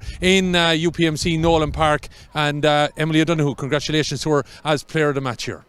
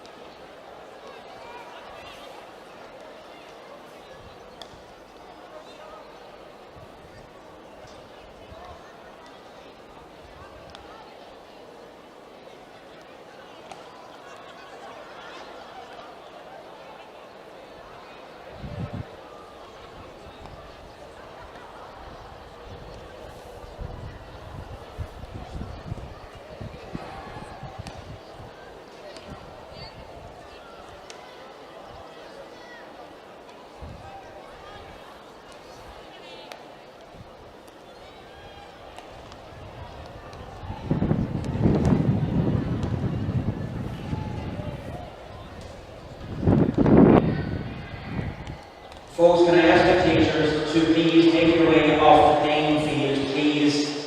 Spectators, if you can please make your way off the playing field as quickly as possible. Thank you very much.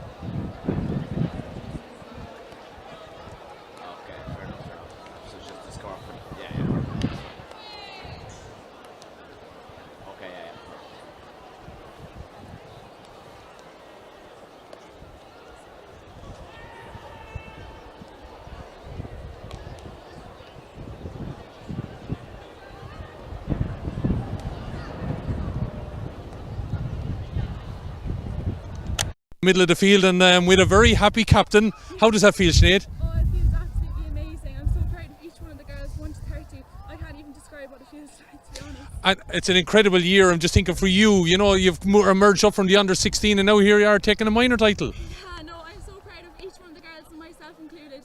You know, it's under 16 to minor, it's a big step up. It's more physical. I know it's all the same girls coming up, but it's a big step, and I'm so proud of each one of us.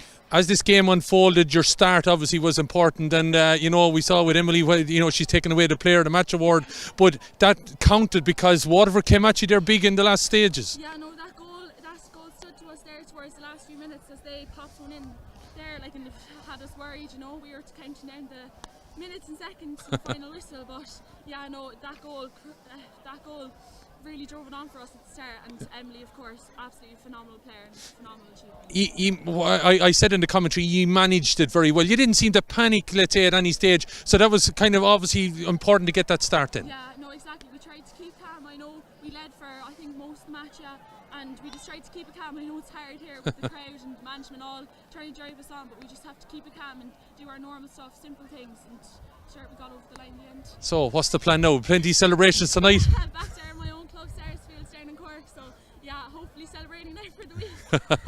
Yeah. And no school tomorrow. Oh, no school for the week this my orals this week in Shire. Oh wow. Yeah. Okay. It'll be fine. Well, I'm in 5th year, but Okay, well, it's okay. You still have a bit of time, I'm sure. No, you're not getting too worried about things. Well, Sinead Hurley, you're an All-Ireland winner now as a captain, so congratulations to you. Good, let you go off and enjoy. Thanks indeed, Sinead. Thank you for joining us here. We're waiting on Jerry Wallace. He's taking the congratulations of everybody here at the minute. So he's going to come. He's celebrating with his captain here now. He's going to come to me here. So we'll stick with it, Owen and Luke. So, Jerry. So looking at things, Jerry, congratulations on that victory. You were taking a lot of plaudits there of people are around. You're like a politician at this stage. You must be enjoying this now. Well, you know, I got a good friend, as I said earlier on, and you need to have courage to do a job like this. And I think I must have loads of courage because once again there this evening we played fabulous camogie. Fair play to Waterford. They were absolutely brilliant. It was a right match, right to the wire, so it was. And yeah, I'm just so happy. I do enjoy it. It's great being involved with young people. It's great being able to give all my time and experience to the young people and bringing teams like this to. Yeah, and bringing teams to All-Ireland, winning them, Jerry. You started so well. I was saying that to Sinead there. You know, the start obviously was something. Maybe did you target getting off to that good a start? Yeah, we reanalysed the day in Waterford, and we felt that day we were in the depths of heavy training, but we had our homework done. We had our markups right, I thought, but the key to it was that our hooking, our blocking, our flicking, our aggression inside on the dirty ball within the rules of the game had to be at a championship pace, at a final day, and that's what we did. We set a tone. We won the toss, and we decided before the match that we'd play against the wind and that we'd battle as hard as we could to half-time. We were delighted to go in at half-time and ahead, but we were also very much aware then that Waterford had a kick in them because they had in the Tipperary match and they had in other matches during the year. But in fairness to my girls, they couldn't score for about 10 or 12 minutes in the second half, but I said to them that could happen, not the panic. My experience and the experience of the coaches around it have that inside in these players, and these players are a wonderful group of girls. But yes, that start at the very beginning was the key to it, and we had worked on maybe trying to poach a goal, you know, at the very start this time, and that's what we got. We got a bit of luck and we got a goal early, and we were delighted with that. Yeah, and I think he probably showed your experience ultimately, you know, the game management, and I mentioned it a couple of times in commentary. I mentioned mentioned to Sinead, they seem to know. They were trusting you, Jerry. They trusted the plan, and they never panicked at any stage. No, that's the key to it. Like I suppose it's the key to it. I won't be letting anyone into the secret, though. To be honest with you, today it's a successful secret. Well, it's worked out for you here ultimately. Jerry, what does it mean for you personally, and putting a crew, obviously your management crew and everything together, that you now have, another All Ireland in the can, and 4 in 5 years, of course. Yeah, it's to me at a personal note, it's a marvellous achievement. I've always had a great interest in sport. I've always been involved in my club at home. I've given my time to inter-county setups down through the years, and I just love being fair and to young people, making sure that young people get the opportunity to play at the highest level, because I'm at that position at the moment where I'm in charge of a Cork Camogie team. So the onus of mine, my side of it every year would be to put as good a management team as I can within the constraints, and then to find as many players as I can in Cork that can make it competitive to make the Cork panel, and then to settle on the 30 when the time needs to be settled on, and then go hunting All Irelands. That's the key. You're doing it right, Jerry. No matter whatever that mix is, you're doing it right. Listen, we're going to let you go. Congratulations on winning the title today. Yes, and we'd just like to thank everyone, Electric Ireland. Thank yourselves there for the coverage of the game today, the Camogie Association, anyone that was involved in promoting the game. It's brilliant. So it's going to be congratulations. Thanks indeed for joining us. So there you have it. Gavin is going to come back in just to wrap things up. I'm sure, as a Waterford man at heart, you're disappointed, but 2 games here in UPMC Nowlan Park, different in lots of ways, but they kept us in the ringer right to the end in both of them. They did. Absolutely great days hurling, in fairness, on a pristine surface as well, as you can see, Killian, and congratulations again to Antrim and Cork on their victories. Great standard there in the second half. You can see what it means to the Cork girls as well. It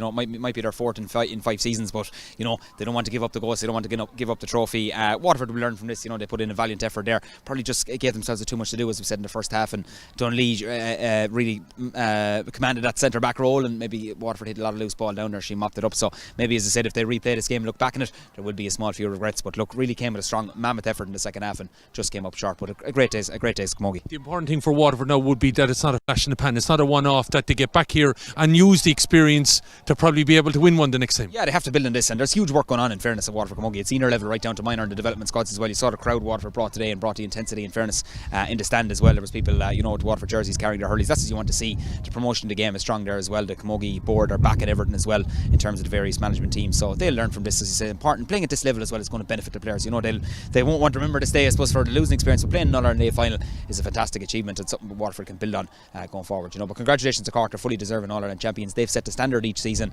Obviously lost to Waterford in the group stages, have come back, have beat them today, so they've turned the tables on them, and not for the first time, but well done to both teams. It looks like they're going to be hard stopped though going forward, doesn't it? Yeah, it certainly does, in fairness. They're on the crest of a wave, and Cork and Waterford, a great battle in the senior last weekend as well, so it sets it up nicely now for the various competitions we're going forward. It was a good day as well, weather-wise. We escaped the rain, and that's all. The field was good, it held up well, and the officials, everyone played their part, and it was a brilliant day. So, and fair play to yourself as well, Killian. It's not easy to do. Not easy to do a double header on the field, but in fairness to get through 2 games, in fairness, fair play to you, top notch as always. Get me going. You saved me a few times in the second one. Yeah.